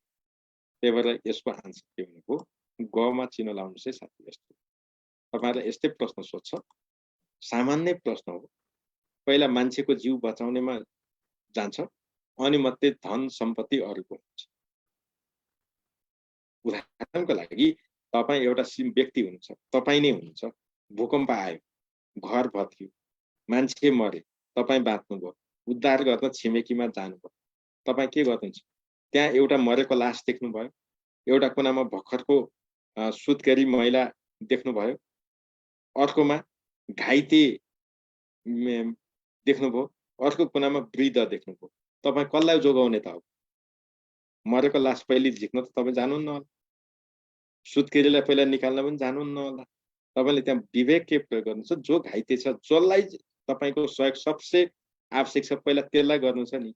आखिरी सुत्केरी भए पनि उ त सकुशल छन् नि त, अरु 1 घण्टा ढिलो झिके पनि उनी मरिहाल्दिनन् नि त। त्यहाँ त घाइतेलाई चाहिँ पहिला ट्रिटमेन्ट गर्न लानु पर्यो।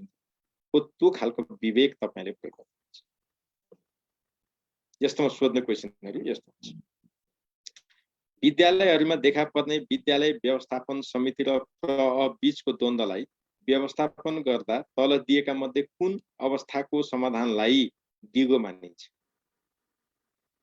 सामान्यतया कन्फ्लिक्ट म्यानेजमेन्ट, द्वन्द्व व्यवस्थापन गर्ने 5 वटा शैली छन् विश्वभर, 5 वटा स्टाइल। ती स्टाइल मध्ये कुन स्टाइलबाट यदि समस्या समाधान गरियो भने, कुन स्टाइलबाट गरियो भने यो दिगो हुन्छ, त्यति सोधेको।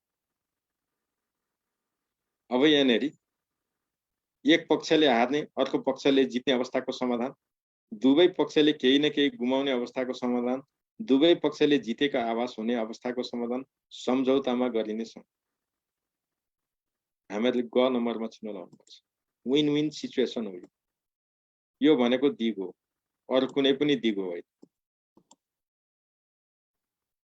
त्यही भएर यो कुरा हामीले थाहा पाउनुपर्छ। हामी द्वन्द्व गुरु बुकमा तले त्यो के रे म्यानेजरियल ग्रिड्स छ, तपाईले त्यहाँनेर चाहिँ विशेष फोकस गर्नु होला, गल्ती नगर्नुस् है।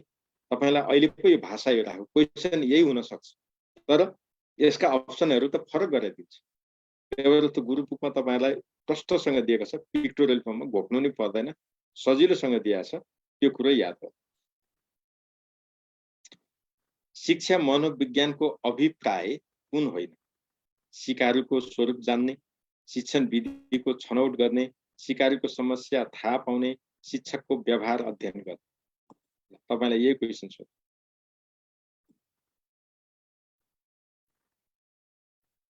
ल मोहिका जी धन्यवाद तपाईहरुलाई।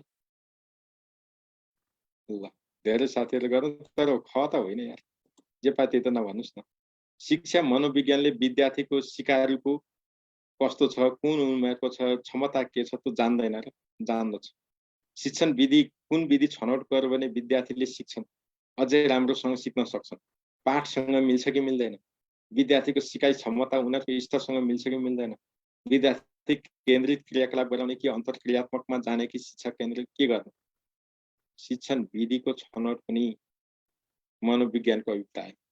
सिकारुको समस्या थाहा पाउने, सिकारु भनेको विद्यार्थी, विद्यार्थीको समस्या थाहा पाउनु पनि हो, एकदमै हो, तर शिक्षकको व्यवहार त अध्ययन गरिँदैन नि त।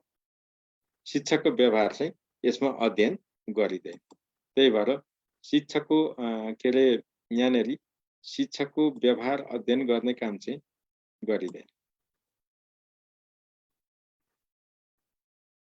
हामीले यहाँनेरि कुन होइन भनेको छ, यो चाहिँ होइन। सबैका लागि शिक्षा सम्बन्धी अवधारणा सर्वप्रथम कहिलेबाट आएको मानिन्छ? ल जोमटिन सम्मेलन, अम्मान सम्मेलन, डकार सम्मेलन, माथिका कुनै पनि होइन, 17।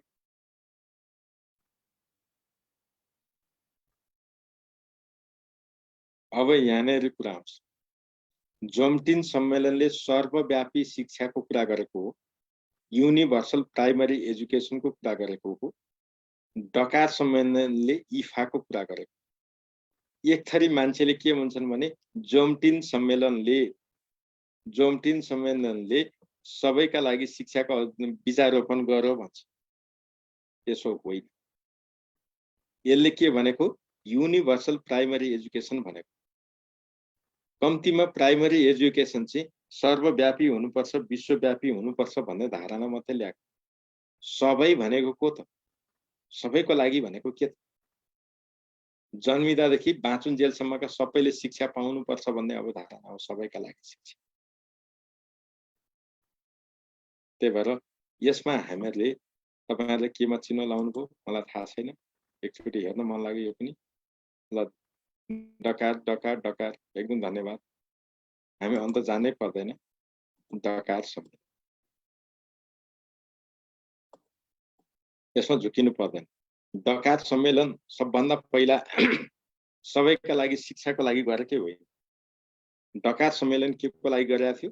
जोमटिन सम्मेलनको जुन 10 वर्षे सर्वव्यापी प्राथमिक शिक्षा थियो त्यसको प्रगति समीक्षा गर्नलाई डकार सम्मेलन आयोजना गरिएको थियो। तर डकार सम्मेलनमा जब त्यो प्रगति समीक्षा गर्न थाल्यो अधिकांश देशले केही पनि गर्न सकेन। त्यही भएर त्यसो भने के गर्न त? कसैले केही नै गरेको छैन, के प्रगति समीक्षा गर्न? त्यसो भने स्टप के गर्न त भनेर नयाँ एजेन्डा प्रस्तुत गरे। त्यही भएर डकार सम्मेलन। र यसको बारेमा मैले अरू कुरा केही गरिनँ। धेरै साथीहरूले गर्नुभएको छ। ल धन्यवाद। लाई नेमले चिन्ने sir is it millennium development goal भनेर खुम्बहादुर केसीजी होइन, मिलेनियम डेभलपमेन्ट गोल होइन। त्यो भनेको मिलेनियम डेभलपमेन्ट गोल अर्कै हो। सहस्राब्दी विकास लक्ष्य हो। यो भनेको सबैका लागि शिक्षा हो। विश्वमा अहिलेसम्म भएको सबभन्दा ठुलो सम्मेलन। यो डकार सम्मेलनमा अहिले तपाईसँग बोल्दै गरेको मान्छे म पनि सहभागी हुँ। मैले अघि सुरुमै भने। त्यही भएर यसको बारेमा मलाई कथा भन्नु त भने भोक्नु पर्दैन। जे छ त्यही भन्दिनँ। गाह्रो कुरा छैन। मैले क्लासमा तपाईहरुलाई यसको बारेमा डिटेल भन्छु। अहिले डिटेल यहाँ भन्ने अनुकूलता होइन। 18 छ विद्यालय क्षेत्र विकास योजनाको अन्त्यसम्ममा राष्ट्रिय बजेटको यसलाई को भन्नुपर्छ, कहाँ भएको रहेछ केही छैन, को शिक्षातर्फ कति प्रतिशत बजेट छुट्याउने लक्ष्य राखेको छ? 10, 15, 20, 22, 18 नम्बरमा जानुहोस्। 18 नम्बर। अब यहाँ तपाईहरुले धेरैले समीक्षा अधिकारीजी तपाईलाई धन्यवाद। ल साथी तपाईहरु त केले छुट्याउनु। कृष्ण बोहराजी तपाईलाई पनि धन्यवाद। विक्रम परियारजीलाई पनि धन्यवाद। र धेरै साथीहरुलाई मैले धन्यवाद भने सबैको आन्सर मैले यहाँ लिइन। यसले के भन्छ भने 20% पुर्याउने भन्छ। अब यहाँ तपाईले के सम्झिनु पर्छ भने आजको दिनमा चाहिँ कति छ त? आजको दिनमा राष्ट्रिय बजेटको शिक्षामा कति छुट्याइएको छ त्यो पनि सम्झिनु पर्यो। त्यो भनेको 10.91%। फेरि 93 भन्नु होला। 93 होइन, 91 भनेपछि 20% अब कहिले पुग्ने? यो गाह्रो छ। तर 20% चाहिँ निरन्तर। त्यसपछि अर्को यहाँ सोधिएको छ निरन्तर शिक्षा तह 2 मा अध्ययन गर्न चाहिने 15 देखि 60 वर्ष उमेर समूहका नवसाक्षर महिला पुरुषका लागि पठन पाठन गरिने समय अवधि कति निर्धारण गरिएको छ? निरन्तर शिक्षा तह 2 पढ्न कति समय लाग्छ? यति मात्रै भनेको। अरु यहाँ करिस्मेटिक क्वेशनको कस्मेटिक क्वेशनको बारेमा हामी कुरा नगरौँ। यो 15-60 वर्ष उमेरसम्मका नवसाक्षर महिला पुरुष भन्नुको मतलब के हो? कस्मेटिक हो, श्रृंगारित क्वेशन हो। त्यतापट्टि नजाउँ। अहिले सिधा निरन्तर शिक्षा तह 2 पूरा गर्न कति अवधि पढ्नुपर्छ?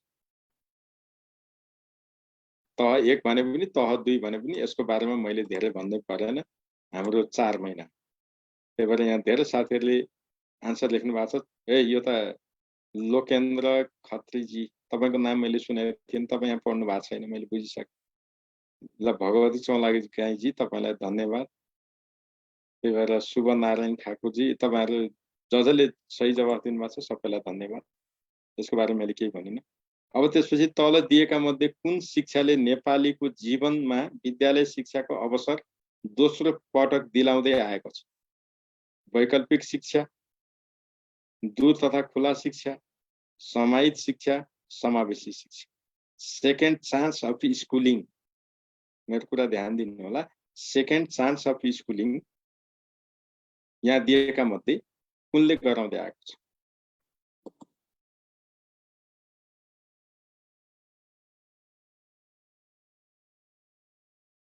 यनकेजी तपाईँलाई धन्यवाद, यशजीलाई पनि धन्यवाद। ल धेरै साथीहरूले यो बिगार्नुभयो। मानबहादुर दाङ्गेजी धन्यवाद, सम्झनाजी धन्यवाद, रामचन्द्र तामाङजीलाई पनि धन्यवाद, अनुज्ञाजीलाई पनि धन्यवाद। ल मैले अरू केही गरेन, अनुज्ञाजीलाई पनि धन्यवाद। ल सिमरनजी धन्यवाद, तपाईँलाई। अरूको भएन, तपाईँ जथाभावी जानुभयो। यसको सही जवाफ हो वैकल्पिक शिक्षा। तपाईँ सबैले दूर तथा खुला शिक्षा भन्नुहुन्छ। हामीले यहाँ के बुझ्नुपर्छ भने यो पहिलो चान्स भनेको के त? विद्यालय शिक्षाको पहिलो चान्स भनेको के त भन्दा विद्यालय शिक्षा कहिलेदेखि सुरु हुन्छ? कक्षा 1 देखि। इसिडी भनेको ग्रेड होइन है। कक्षा 1 देखि। कक्षा 1 मा पढ्न कति वर्ष उमेर पुगेको हुनुपर्छ? 5 वर्ष। 5 वर्ष पुरा हुँदा तपाईको जीवनमा पहिलोचोटि विद्यालय शिक्षाको लागि अवसर आयो। तर तपाईको बाबुआमाले पढ्न पठाएनन्। तपाईको घर नजिकै स्कुल थिएन। स्कुल त थियो तर बिचमा ठूलो खोलो थियो, तर्ने पुल थिएन, भिरको बाटो जानु पर्थ्यो, जंगलको बाटो जानु पर्थ्यो, स्कुल टाढा थियो इत्यादि कारणले तपाईले 5 वर्ष उमेर पुरा हुँदा विद्यालयमा गएर पढ्न पाउनु भएन। तर तपाईले 14 वर्ष 15 वर्ष पुगिसकेपछि, 13 वर्ष पुगेपछि, 11 वर्ष पुगेपछि फ्लेक्सिबल स्कुलिङ कार्यक्रममा जोइन हुन पाउनुभयो। त्यहाँ पढ्नु भयो। कक्षा 5 सम्म उत्तीर्ण भयो वा सोसरको भयो तपाईको सर्टिफिकेट योग्यता 3 वर्षमा। 5 वर्षको कोर्स 3 वर्षमा सक्नुभयो। अब तपाईँ कता जानुहुन्छ? कक्षा 6 मा। त्यही भएर त्यसलाई सेकेन्ड चान्स अफ स्कुलिङ, वैकल्पिक शिक्षा। ल मैले यति कुरा गरेँ। तपाईहरुलाई आशा छ आजको कुराले तपाईहरुलाई केही सहयोग पुग्छ है।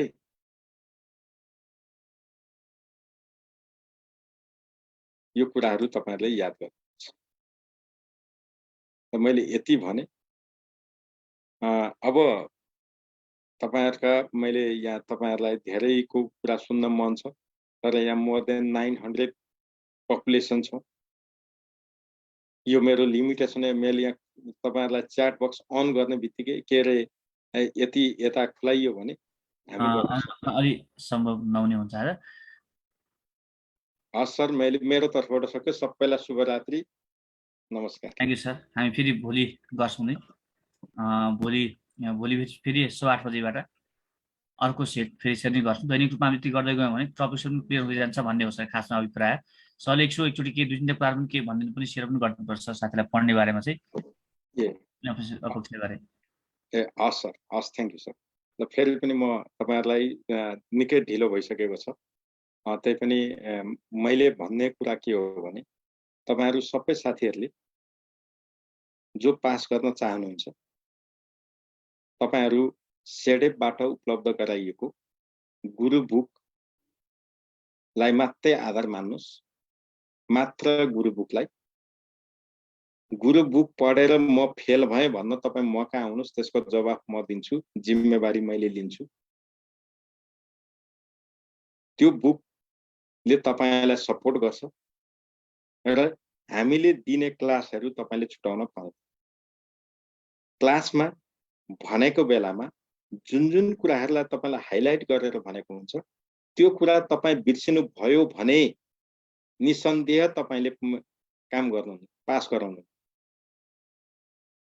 अहिले हामीहरूले सेडेपबाट जो साथीहरू पढिरहनु भएको छ, हामीले के भन्छौँ, मोर देन 90% विद्यार्थी सेडेपबाट मात्रै पास हुनुपर्छ।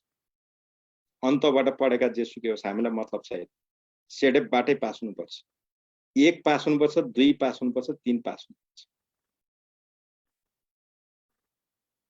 कारण यो भन्दा अघिल्लो स्थानीय उसमा जाने पनि त्यसै गरेका छौँ। रिजल्ट चाहे स्थानीय तहको प्रास होस्, चाहे बिनीको अधिकृतको कुरा होस्, हामीले त्यही रिजल्ट ल्याउन सकेका छौँ।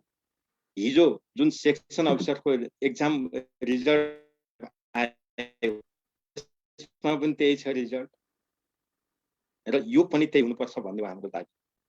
त्यही भएर तपाईहरुलाई एडमिसन गर्दा 4-4वटा बुक तपाईले बाहिर बजारमा किन्नु पर्यो भने त्यही बुकलाई 2500 भन्दा बढी पर्छ। 4वटा बुक हामीले निशुल्क तपाईहरुलाई दिएको। तपाईहरुलाई एडमिसन गर्दा हामी बुक निशुल्क दिन्छौं कहिले भनेन। ह्यान्डआउट दिँदा भइहाल्थ्यो नि, त्यति डिटेल किन गर्नु पर्थ्यो? तपाईहरुलाई डिटेल पिक्टोरियल रूपमा बुक तयार गरिएको छ। जे चाहिन्छ त्यो भन्दा बाहिर त्यहाँ राखिएको छैन। जे चाहिन्छ त्यही मात्रै पढ्ने, थोरै समयमा टक टक टक टक पढ्ने, त्यो हिसाबले तयार गरिएको छ। र तपाईहरुलाई क्लासमा, प्रत्येक क्लासमा जुन जुन टपिक पढ्दै जान्छौं त्यहाँ त्यहाँ तपाईहरुलाई एक्जाममा सोध्न सक्ने विशेष कुरा, जुन कमन तपाईले गाइडमा पढ्दा पाउनुहुन्छ त्यो कुरा हामी भन्दैनौं। कमनली पाएको त सबैले पाइहाल्यो नि। नेपालको राजधानी कुन हो भन्यो भने त सबै पास नि, तर कोही पनि पास होइन नि। सबैले मिलाएको क्वेशनमा तपाईले चाहिँ कसरी बढी नम्बर ल्याउनु छ र पास हुनुभयो? अरूले नमिलाएको मिलाउने पो मिलाउने हो त यहाँ। त्यही भएर तपाईहरुलाई हामीहरूले त्यहाँनेरि सोध्न सक्ने, तपाईहरुलाई सोध्न सक्ने सम्भावित मुख्य एरिया, की एरिया, कोर एरिया नछुटाइकन हामीले हाइलाइट गरेका छौं। पढ्दाखेरि त्यहाँ भन्छौं, तपाईहरुले मार्किङ गर्नुपर्छ। कतिपय क्वेशन मुखले भन्छौं, किताबमा पनि लेख्दैन। त्यो कुरो तपाईहरुले टिपोट गर्न सक्नुपर्छ। र हामीले तपाईहरुलाई पढ्नको लागि के भनेका छौं भने भोलि जे पाठ पढाइ हुन्छ त्यो पाठ तपाई अगाडि नै पढेर आउनुस्, अगाडि नै पढेर आउनुस्। क्लासमा नबुझेको कुरा सोध्नुस्, त्यहाँ पनि बुझे जस्तो हो, घर जाँदा बुझिएन तपाईहरुलाई मैले त तपाईहरुलाई मोबाइल नम्बर उपलब्ध गराएको छु। तपाईहरुले एसएमएस गरेर सोध्न सक्नुहुन्छ, मेसेन्जरबाट सोध्न सक्नुहुन्छ। कतिपय साथीले दिनमा 10औं पटक फोन गरेर पनि सोध्नुहुन्छ, जवाफ दिने गरिएको छ। हाम्रो एक सूत्रीय ध्याउन भनेको जसरी पनि सेडेको विद्यार्थी पास हुनुपर्छ। त्यसको पछाडी तपाईहरुसँग नाफा राख्ने उद्देश्य अथवा तपाईहरुसँग पैसा कमाउँ भन्ने उद्देश्य हाम्रो छैन है। सिधा कुरा हो। यदि त्यसरी गर्ने हो भने व्यापारिक प्रयोजनको लागि तपाईहरुसँग धेरैवटा विकल्प छ। अहिले हामीले साँच्चै नै तपाईहरुलाई पास गराउने हिसाबले हामी काम गरिरहेका छौं। र तपाईहरुलाई मेरो विनम्र अनुरोध के हो भने जो साथी जसरी पनि यही परीक्षामा पास गर्न चाहनुहुन्छ, सेकेन्ड पेपर फर्स्ट पेपर दिउँ, पास भइएछ भने पास गर्ने भन्ने मानसिकता राख्ने मान्छेले शिक्षक सेवा आयोग पास गर्नु न, तपाई छोड्दिनुस्। विषयगत परीक्षाको आजैदेखि, अहिलेदेखि सँगसँगै तयारी गर्नुस्। तपाईलाई सेकेन्ड पेपरले फर्स्ट पेपरलाई सहयोग गर्छ, सेकेन्ड पेपरले फर्स्ट पेपरलाई सहयोग गर्छ। कन्टिन्यू पढ्नुस्, सँगसँगै पढ्नुस्। हामीले अहिले किन तपाईहरुलाई सेडेपले सेकेन्ड पेपरलाई चाहिँ रोकेको हो भने, अहिले किन अनलाइन नगरेको हो भने सेकेन्ड पेपरको तपाईहरु कसैलाई ह्यान्डआउट हामी नदिने, क्लासमै तपाईहरुलाई सबै लेखाउने, क्लासमै तपाईलाई प्र्याक्टिस गराउने। हामीलाई के कन्फिडेन्स छ भने अलमोस्ट क्वेशन आउट छ, अलमोस्ट क्वेशन आउट छ सेकेन्ड पेपर। हामी त्यसमै तपाईहरुलाई प्र्याक्टिस गराउँछौं।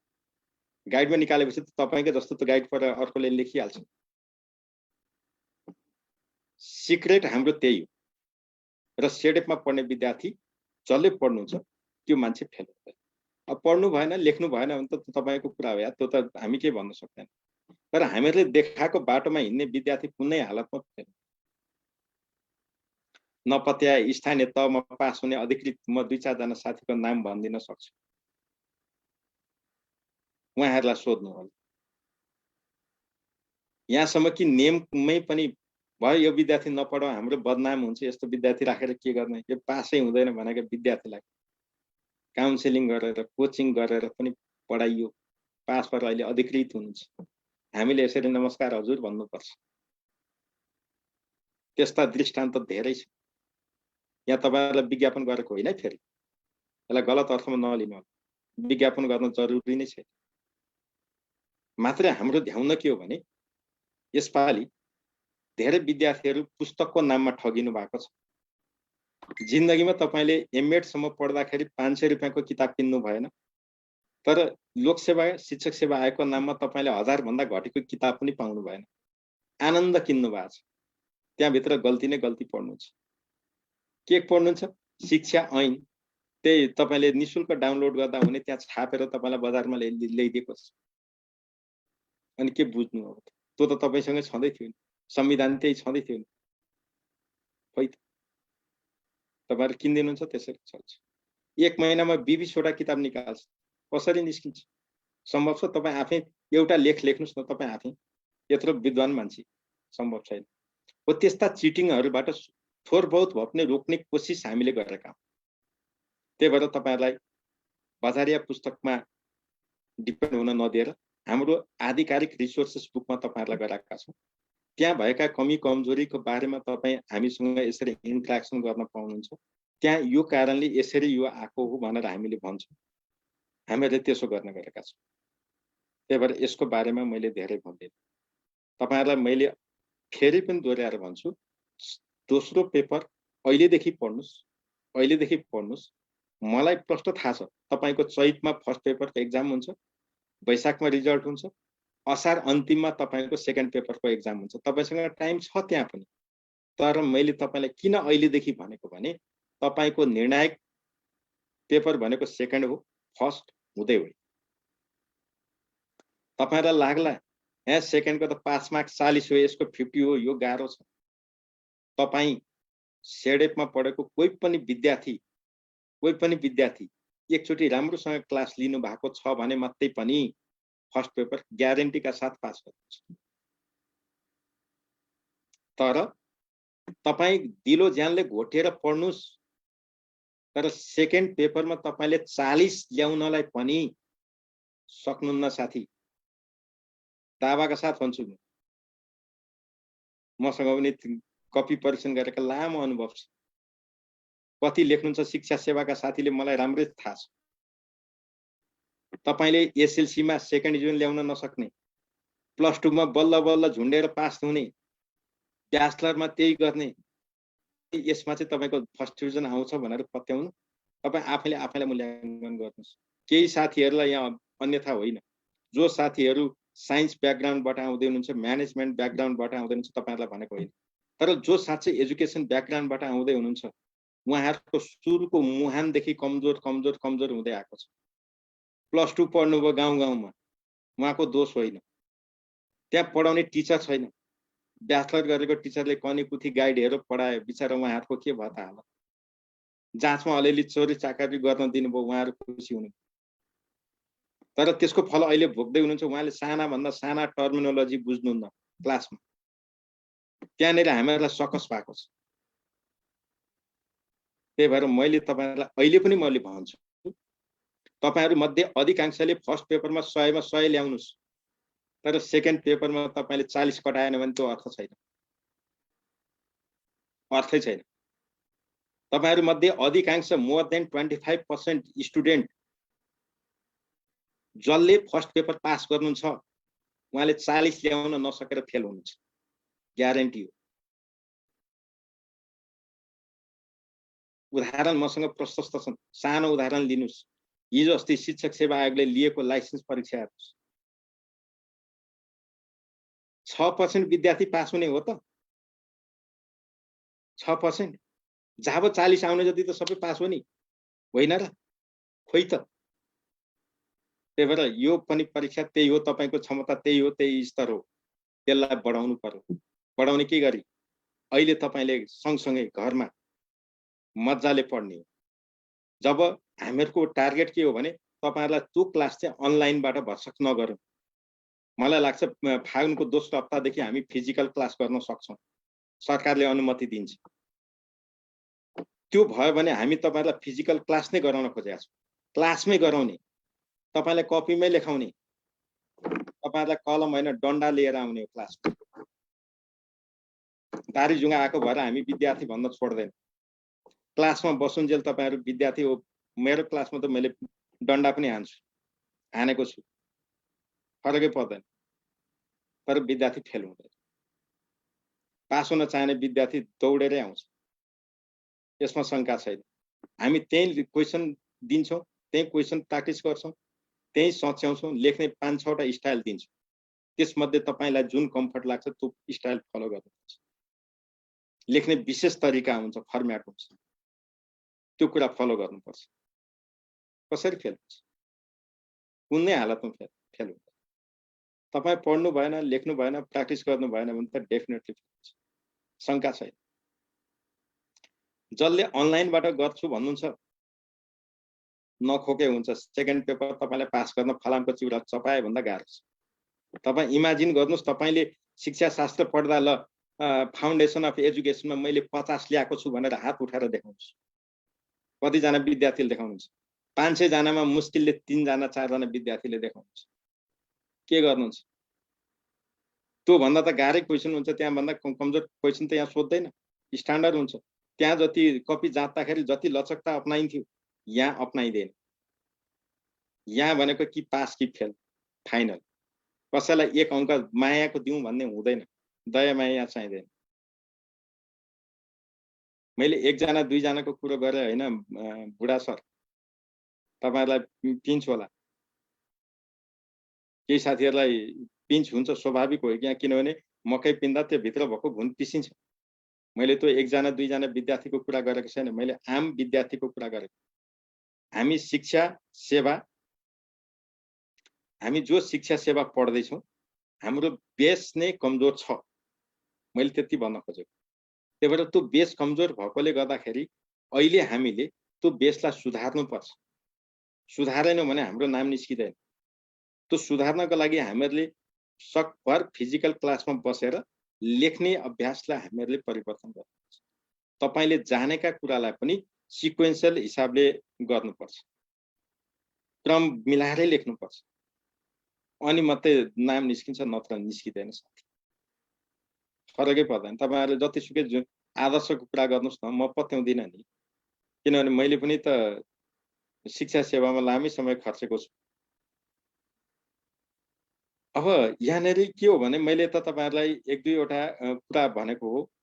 तपाईहरुलाई कतिलाई यहाँ पिन्च पनि हुन्छ, किनभने ओखती कहिले पनि मिठो हुँदैन। अहिले भागै त्यति हो। तपाईहरुलाई घमण्ड छ। जब दाँत दिइसक्नुहुन्छ, नतिजा आउनुहुन्छ, त्यतिबेला पक्कै सम्झिनुहुन्छ। यो छुच्चो मास्टर, यो गाली गर्ने मास्टर, जे भने पनि त्यही हो।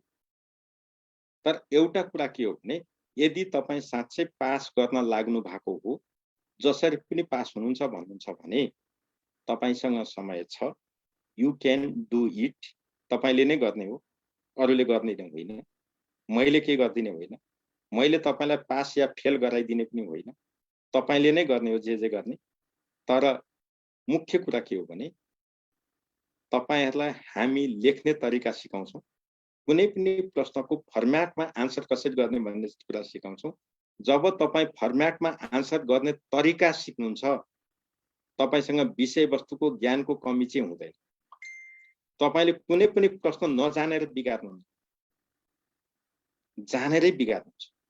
जानेकै कुरा जुन सिलसिलेवार रूपमा नदोहोर्याइकन ठ्याक्कै क्रममा लेख्नुहुन्छ नि, तपाई पास हुन्छ। तपाईले फर्स्ट पेपरमा अहिले जति मेहनत गर्नु भएको छ, त्यही ज्ञानले तपाईलाई सेकेन्ड पेपर पास गराउँछ, एकदम सियोर हो। तर त्यसको लागि के गर्नु पर्यो? सही ढाँचामा लेख्न जान्नु पर्यो। सही ढाँचामा लेख्न जान्नु।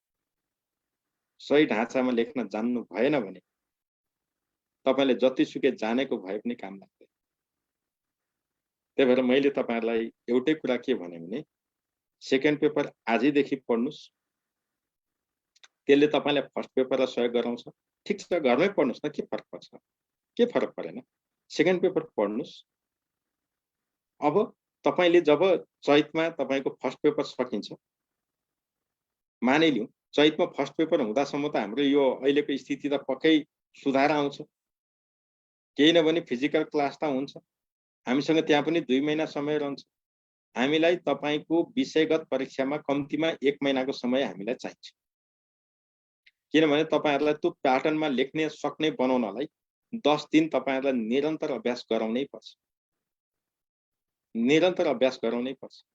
तपाईहरु मध्ये कतिको जो अहिले कलेज पढ्दै हुनुहुन्छ उहाँहरुको राइटिङ राम्रै छ, तर जो साथीहरुले पढेको धेरै छोड्नु भएको छ अनि बीचमा पढाइ छुटो अहिले कोर्स गर्दै हुनुहुन्छ उहाँ साथीहरुको लागि निकै गाह्रो छ। त्यो कुरा हामीले गरेका छौं। मैले औसतमा कुरा गरेको, एभरेजमा कुरा गरेको, कुनै व्यक्ति विशेषलाई तपाईको पढाइ कमजोर छ भन्ने अधिकार मलाई छैन। भरत खत्रीजीको पढाइ राम्रो छ भन्न मैले पाएँ, तर पढाइ कमजोर छ भन्न मलाई अधिकार छैन। त्यो कुरामा म सचेत छु। तर मैले भनेको के हो भने तपाईहरु अहिले यहाँ 900 चान्चुन विद्यार्थी हुनुहुन्छ, मोर देन 90% विद्यार्थीको पढाइ कमजोर छ। स्योर हो, मैले त्यो भनेको। तर तपाईहरुलाई पास गर्ने तरिका सजिलोको लागि जीके तपाई जतिसुकै भन्नुस् बिग्रिन्छ, आईक्यू जतिसुकै गर्नुस् बिग्रिन्छ, तपाई आईसीटी को गर्नुस् बिग्रेला। हाम्रो टार्गेट के हो भने फर्स्ट पेपरमा सबै विद्यार्थीले न्यूनतम 40 मिलाउने टार्गेट राख्ने। 50 मा 50 त तपाईहरु कसैले मिलाउनु। फेरि सर म मिलाउँछु भन्नुहुन्छ त तपाईको कुरो जाँच दिइसकेपछि कुरा गरौँला। म यही हुन्छु, कहीँ जाँदिन।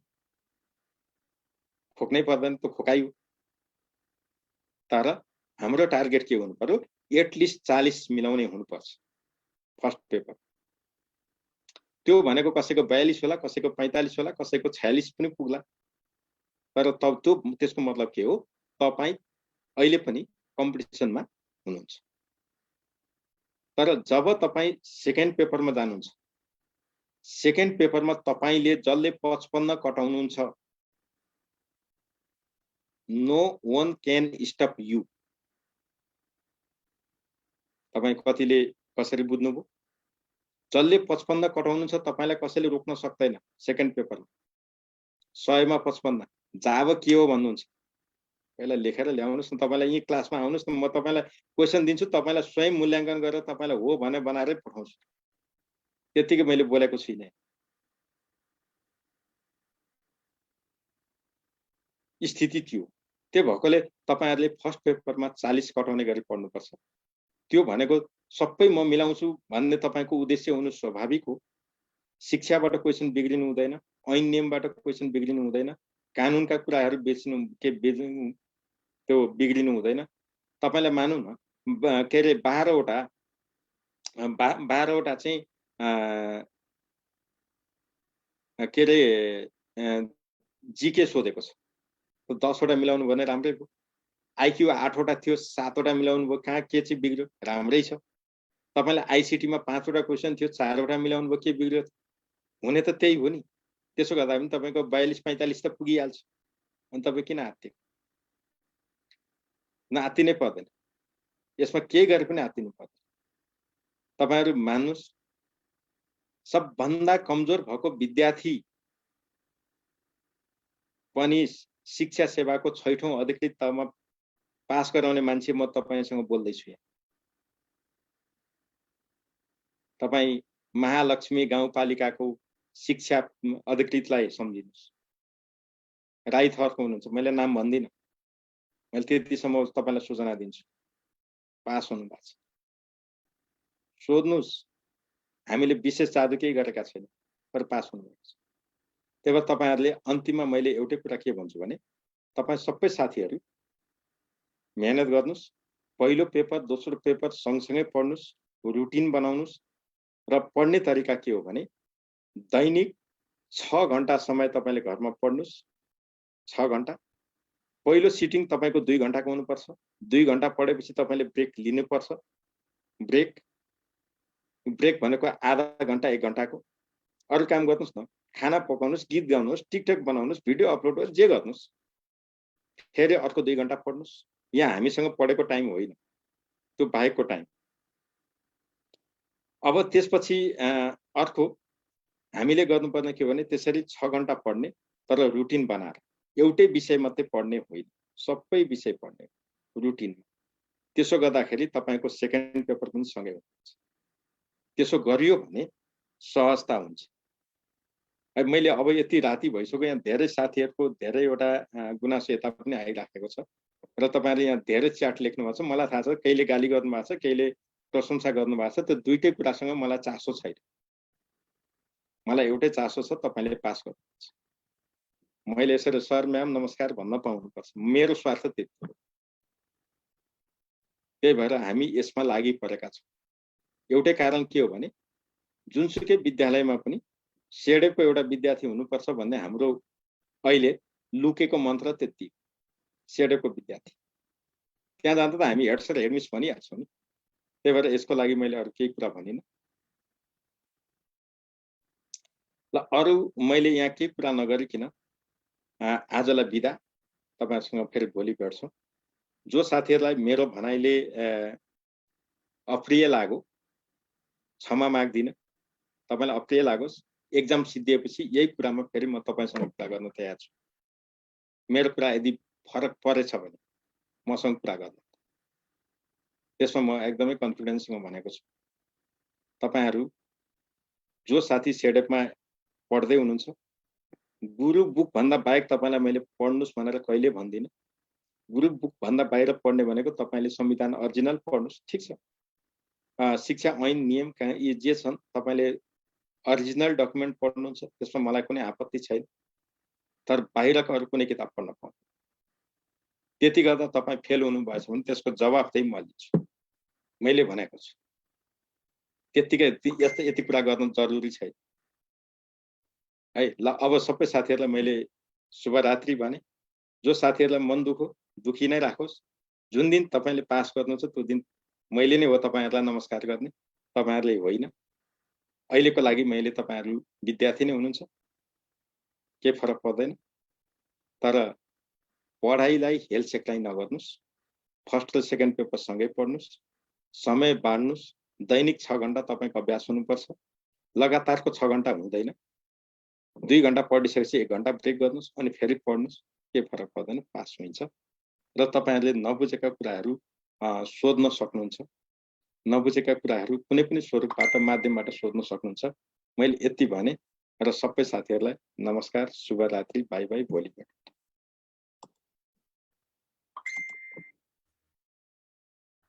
Thank you so much. धन्यवाद सर हजुरलाई, थ्याङ्क यू सो मच, धेरै धेरै धन्यवाद।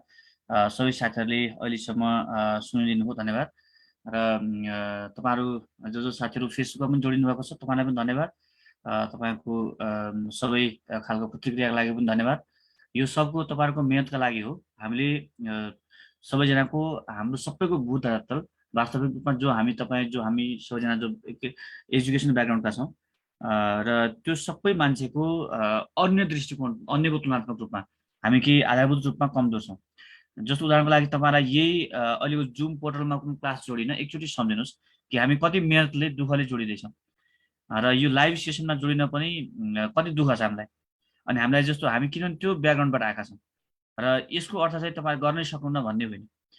तपाईँहरू धेरै राम्रो गर्न सक्नुहुन्छ, त्यसको लागि चाहिँ केही समय लाग्छ र अध्ययन निरन्तरता चाहियो भन्नेको लागि हो। त्यसो भएको हुँदा यो मैले अघि पनि देखाएको थिएँ, उहाँहरूको क्षमता पनि हेरियो र त्यसो भएको हुँदा मेरो अनुरोध त्यही नै हो कि तपाईँहरूलाई जो नियमित रूपमा जो अध्ययन गर्दै हुन्छ मेहनत गर्नुहोस्। हामीले गर्ने प्रयत्न गर्छौँ। यो तपाईँहरू जहाँ पढे पनि हुन्छ तर मेहनत गर्नुहोस् जहाँ पढे पनि भन्ने मात्रै हो हाम्रो ध्येय चाहिँ। तपाईँहरू कम्तीमा पढेर पास भइदिनुहोस् भन्ने हाम्रो त्यो ध्येय मात्रै हो, अरू यसमा कुनै स्वार्थ छैन। र बाँकी त तपाईँहरू सबैजना मेहनत गर्दै हुन्छ, केही छैन, राम्रो छ। अब अर्को कुरा चाहिँ अब भने हामी आजको सेसनलाई यहीँ नै बिट मार्छौँ। तर अन्तिममा जाँदा तपाईँहरूले आजको जिकेको प्रश्नहरूको उत्तर आज हामीले आज गर्न सकेनौँ प्रश्नोत्तर सेसन, यसलाई भोलि जोड्छौँ हामी। जिके को आजको प्रश्नोत्तर सेसनलाई भोलि जोड्छौँ भोलि बेलुकाको क्लासमा, र भोलि एजुकेसनको 30वटा क्वेसन्स र आजको जिके को क्वेसन आन्सर डिस्कसन क्लासलाई भोलि हामी गर्नेछौँ, कन्टिन्यू गर्नेछौँ। र होस्टेलको कुराहरू गरिरहनु भएको छ। र होस्टेलको लागि हाम्रो आफ्नै होस्टेल चाहिँ हामीले अहिले हाम्रो कर्मचारीले संयोजन गरेर होस्टेल जानु भएको छ। अप्ठ्यारो परेको विद्यार्थीलाई भनेर होस्टेल सञ्चालन गरिरहेका छौँ अहिले हामीले, होइन। यो कर्मचारीको संयुक्तमा क्लास गरेको त्यो होस्टेल सञ्चालन गरेका छौँ। त्यहाँ न्यूनतम खर्चमा चाहिँ, जस्तो न्यूनतम शुल्कमा बाहिर अप्ठ्यारो हुनुभएका सरमेवालाई चाहिँ होस्टेलमा राख्ने भनेका छौँ। र तपाईँ त्यस्तो भयो भने तपाईँहरूले यहाँ सम्पर्क गर्न सक्नुहुन्छ। न्यूनतम शुल्कमा चाहिँ तपाईँहरूलाई अन्तभन्दा कम्तीमा 3-4 हजार सस्तो पर्छ होस्टेलमा बस्दाखेरि, जहाँ तपाईँ बाहिर बसिरहनु भएको छ। र अहिले यहाँ होस्टेलमा आउँदाखेरि तपाईँलाई एडमिसन फी पनि पर्दैन। कम्तीमा तपाईँलाई शिक्षक सेवाको इक्जाम यो चैत महिनासम्म बस्नका लागि हामीले न एडमिसन फी त्यहाँ लाग्ने र अन्य कुनै पनि, र अन्य होस्टेलमा मासिक रूपमा लिने फी भन्दा कम्तीमा 3000 रुपियाँ जति कम पर्ने गरी, त्यो तपाईँलाई त्यति जति खर्च हुने गरी, कम हुने गरी एउटा होस्टेलको व्यवस्थापन गरिएको छ। करिब सिट सीमित हो, जम्मा 30 जनाको हामीले 2टा होस्टेल गराएको छौँ। एउटा होस्टेलमा भइसक्नुभयो, एउटा होस्टेल चाहिँ फेरि अर्को घर चाहिँ दिएका छौँ। त्यो 30 जना जति बस्ने लिनु भएको छ कर्मचारीलाई, अनि बाहिरको मान्छेले हामी त्यो लिएर हामीले चाहिँ संयोजन गरिदिएको। त्यहाँ तपाईँहरू बस्न इच्छुक हुन्छ भने आएर हेर्न सक्नुहुन्छ। र यो प्रश्नको उत्तर, जिके को प्रश्नको उत्तर हामी भोलि गर्नेछौँ तपाईँहरूलाई। र हो, आज चाहिँ हामी जुममा हाम्रो प्याक सङ्ख्या पनि बढी भएर हामीले सबैलाई यसमा जोड्न सकेनौँ, अनि साथीहरू उसमा जोडिनु भयो। र आज हामीले यी प्रश्नहरू सल्भ गऱ्यौँ। र यो प्रश्नहरू सबै तपाईँहरूले हाम्रो सिरेप नेपालको फेसबुक पेजमा सिरेप नेपाल शिक्षा तथा शिक्षक सेवा तयारी कक्षा भन्ने पेजमा भेट्नुहुन्छ। र अब हाम्रो नयाँ क्लास चाहिँ यो अर्को नयाँ क्लास चाहिँ, अब फर्स्ट वेको नयाँ क्लास चाहिँ 19 गते बुधबारबाट, आगामी 19 गते बुधबार बिहान 5 बजेबाट नयाँ अन्तर्क्रिया कक्षा सहितबाट सुरुवात गर्दैछौँ। यो मिटिङ आइडी पासपोर्ट तपाईँलाई मैले सार्वजनिक गरेँ। र तपाईँहरू जो इच्छुक हुनुहुन्छ, नयाँ मान्छे जो अहिलेसम्म हामीले कहाँ क्लास लिइरहनु भएको छैन है, जो अहिलेसम्म हामी कहाँ पढिरहनु भएको छैन, उहाँहरूलाई चाहिँ ओरिएन्टेसन क्लासका लागि है, यो फेरि भने जो हामी कहाँ क्लासहरू लिनुभएको छैन, नयाँ क्लास हामी कहाँ जोइन गर्न चाहनुहुन्छ र पढ्न चाहनुहुन्छ भने आगामी बुधबारबाट, आगामी बुधबार पर्सि बुधबार बिहान 5 बजेबाट, आगामी बुधबार बिहान 5 बजेबाट कक्षा सञ्चालन हुने गरी तपाईँहरूले यो दिएको मिटिङ आइडी र पासवर्डमा क्लास जोइन गर्न सक्नुहुनेछ। र तपाईँहरूको क्लासको समय बिहान 5 बजेदेखि हुनेछ, र यो समय तपाईँहरूले जोइन गर्न सक्नुहुन्छ। भने हामी माघ महिनाको 25 गते ओरिएन्टेसन क्लास गर्नेछौँ। विशिष्ट क्लास भने माघ महिनाको 25 गते ओरिएन्टेसन क्लास गर्नेछौँ। यो कुराहरू गरे र यसरी चाहिँ हामीले यो जानकारी गराए। र आजको लागि यही नै जानकारी हो प्रमुख रूपमा चाहिँ। अब भोलि हामी भेट्छौँ नै, हाम्रो क्लास हुन्छ नियमित रूपमा। र यति कुराहरू गरे। थ्याङ्क यू सबैजनालाई। र यो अनुसार तपाईँहरूको जो क्लास लिने इच्छुक हुन्छ उहाँहरूले क्लासको लागि यो मिटिङ आइडी पासपोर्टमा पर्सि बुधबार बिहान 5 बजे जोइन गर्न सक्नुहुन्छ। यो भनेको चाहिँ हामी कहाँ अहिलेसम्म जो जोइन गर्नुभएको छैन, जोइन गर्न चाहने नयाँ विद्यार्थीका लागि चाहिँ। सबैलाई होस्टेल बस्नुहुन्छ भन्दा दिनकोजीले जो हजुर हुनुहुन्छ कृपया कन्ट्याक्ट गर्नु होला, र अफिसमा कन्ट्याक्ट गर्नुभयो पनि हुन्छ। नभए भोलि तपाईँलाई म यो नम्बर चाहिँ होस्टेलको सम्बन्धित व्यक्तिको नम्बर तपाईँलाई म यो यही बेलुकाको समयमा तपाईँलाई सार्वजनिक गरिदिउँला, र त्यसपछि अगाडि बढौँला। यो कुराहरू गरौँला। र थ्याङ्क यू सबैजनालाई। र यति नै कुराहरू गरेँ मैले। र रामप्रीत निशाजीले प्रश्न यहाँ प्रतिक्रिया दिनुभयो, सरको कुराले गरेकोले सरले।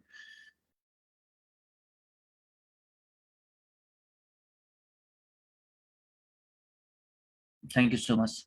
थ्याङ्क यू सबैजनालाई। र प्रतिक्रिया मिक्स हुन्छ, सबैको चित्त बुझाउन सक्ने भन्ने त हुँदैन।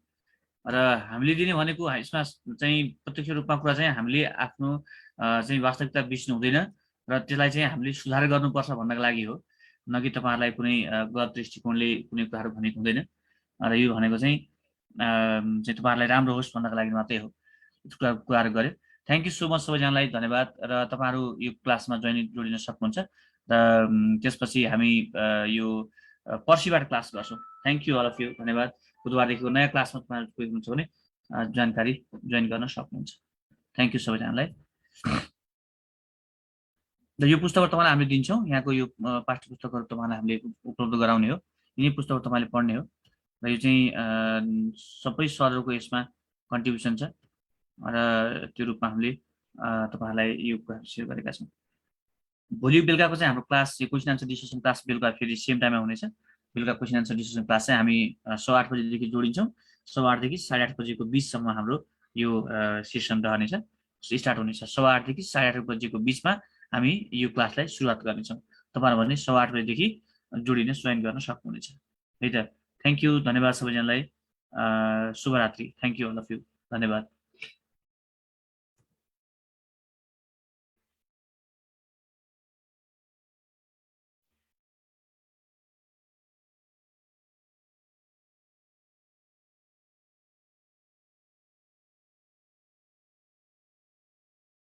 यो फी चाहिँ भन्न नमिल्ने हो र भन्दै हुन्छ। फी चाहिँ जम्मा जम्मी यसको यो फर्स्ट फ्लोरको फी चाहिँ 7,500 फी छ।